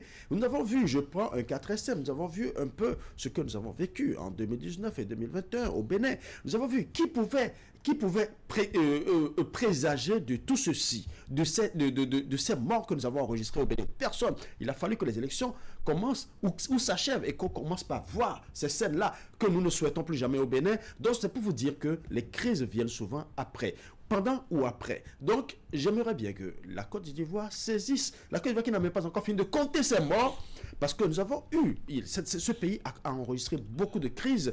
Aujourd'hui, il est temps pour la Côte d'Ivoire de se relever. Cette Côte d'Ivoire de Félix Houphouët-Boigny, qui a fait la gloire de l'Afrique de l'Ouest à un moment donné, cette Côte d'Ivoire est en train de sombrer. Sombrer parce qu'il y a cette gloutonnerie au niveau du leadership que les leaders doivent se retrouver et penser. Malheureusement, on ne sait pas encore si la Côte d'Ivoire est sortie de l'auberge, parce que là, la situation est encore assez tendue.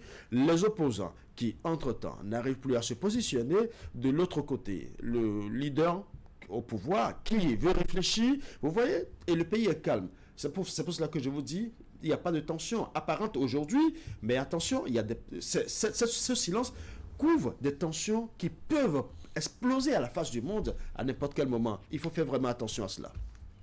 Merci beaucoup, le riche. Merci, Eric. Merci, Tanguy. Bonne journée à vous deux. Mesdames et messieurs, c'est la fin de cette émission. Merci d'avoir été là. Juste derrière moi, vous aurez à suivre la revue de presse. Portez-vous bien et très bonne journée.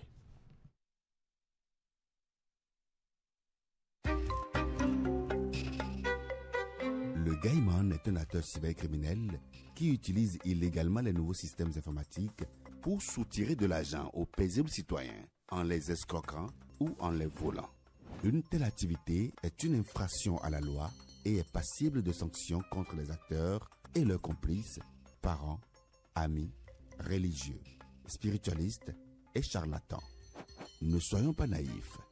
Il n'y a pas de réussite sociale sans effort. Pour tout renseignement et assistance contre la cybercriminalité, appelez les numéros 63 09 51 61 ou le 63 09 51 62, le 65 48 78 114 ou écrivez-nous à l'adresse mail ocrc@dgpr.bj. La cybercriminalité est un fléau à l'antipode du développement socio-économique durable et de la crédibilité de notre pays. Ne permettons pas aux cybercriminels et gaïmans de salir la réputation de notre pays et de ruiner nos efforts collectifs en faisant fuir les investisseurs. Ensemble, combattons la cybercriminalité en dénonçant les gaïmans. Pour tout renseignement et assistance contre la cybercriminalité, appelez les numéros 63 09 51 61, 63 09 51 62, 65 48 78 74 ou écrivez à l'adresse mail ocrc@dgpr.bj.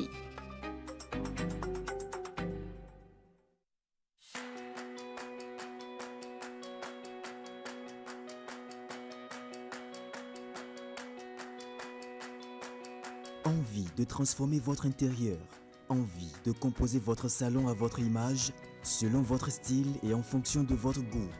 Besoin de créer de l'espace dans votre salon, votre salle à manger ou même dans votre chambre à coucher. Et si l'inspiration vous attendait juste ici?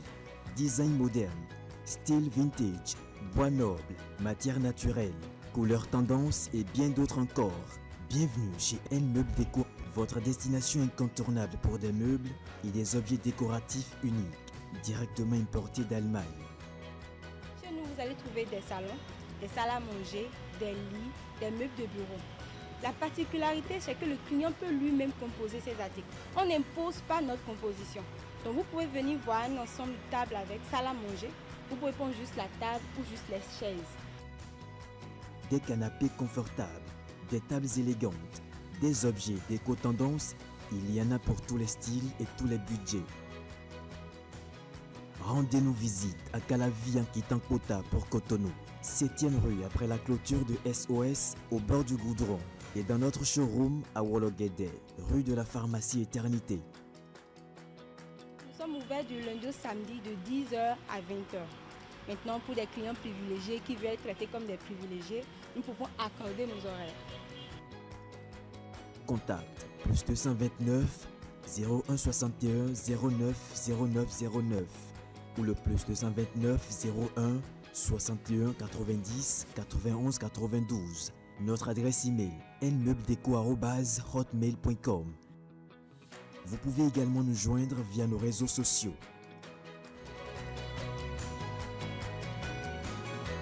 Sublimez votre intérieur, révélez votre style.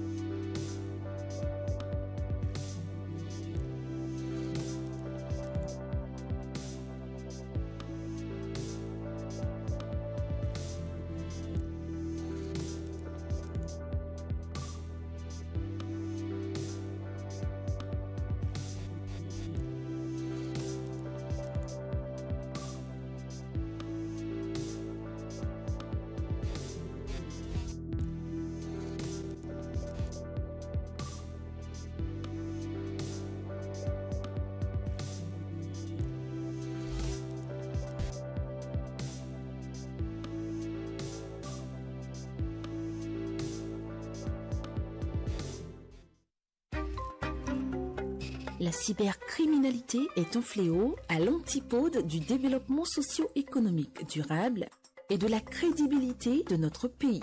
Ne permettons pas aux cybercriminels et gaïmans de salir la réputation de notre pays et de ruiner nos efforts collectifs en faisant fuir les investisseurs. Ensemble, combattons la cybercriminalité en dénonçant les gaïmans. Pour tout renseignement et assistance contre la cybercriminalité, appelez les numéros 63 09 51 61, 63 09 51 62, 65 48 78 74 ou écrivez à l'adresse mail ocrc@dgpr.bj.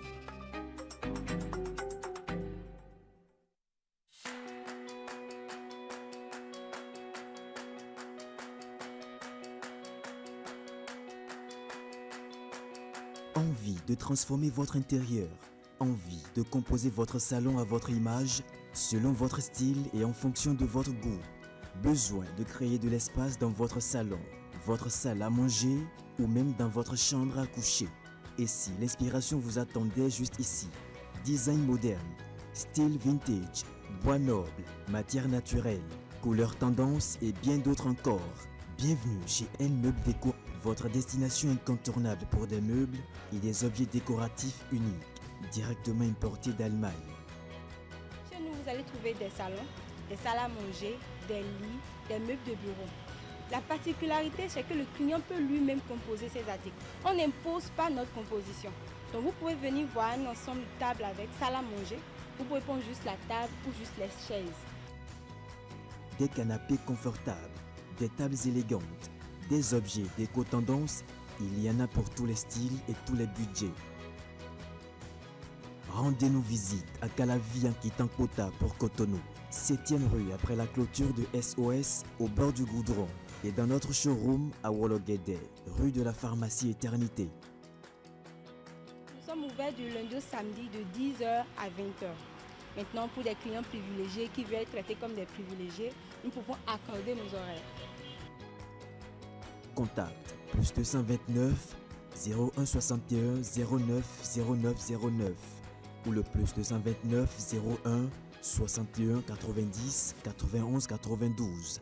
Notre adresse email nmeubledeco@hotmail.com. Vous pouvez également nous joindre via nos réseaux sociaux.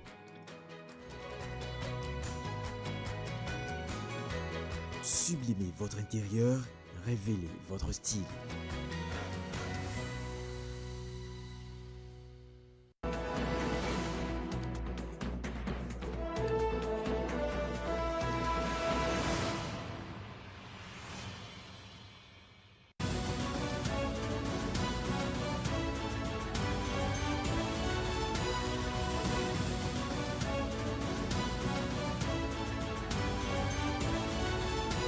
Mesdames et messieurs, bonjour. Quelques jours seulement après le premier sommet économique de l'Afrique de l'Ouest et son discours choc sur la nécessité d'une intégration économique forte de la sous-région, Patrice Talon s'est rendu ce mardi 24 juin à Abidjan pour une visite de travail avec son homologue ivoirien Alassane Ouattara, rapporte Fraternité.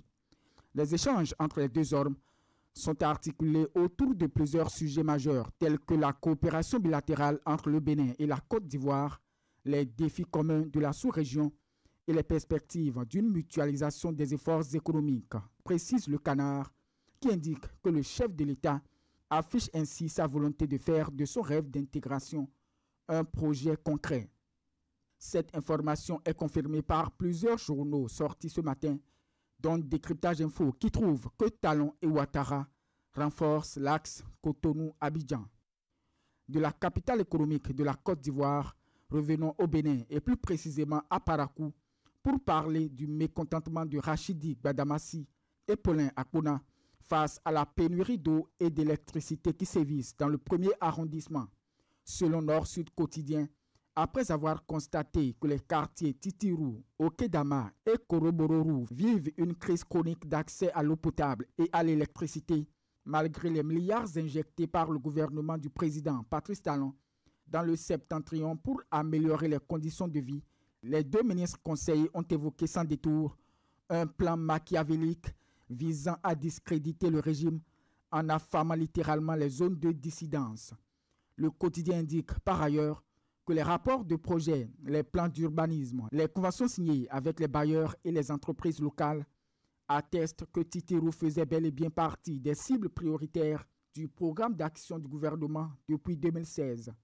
Paulin Akpona affirme que des milliards ont été siphonnés dans son département, renchérit le Télégramme. Toujours dans la cité des Koubourou, Fraternité signale qu'à la faculté de droit et sciences politiques de l'université de Parakou, seulement 6 étudiants sont admis sur un effectif de 2482 en première année à l'issue de la première session d'évaluation de juin 2025. Selon le Canard, le doyen Mokhtar Adamou justifie ce taux d'échec massif qui a fait jaser sur les réseaux sociaux par des exigences pédagogiques renforcées et des profils parfois inadaptés. Au dire de ce dernier, c'est la conséquence directe du système LMD en vigueur depuis 2012 qui impose des conditions de validation plus strictes que l'ancien système universitaire. Pour espérer passer en année supérieure, les étudiants doivent éliminer au minimum 85% des unités d'enseignement à la première session et compléter les 15% restants à la seconde session.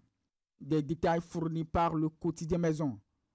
Fin de la revue de presse de ce mercredi 25 juin 2025.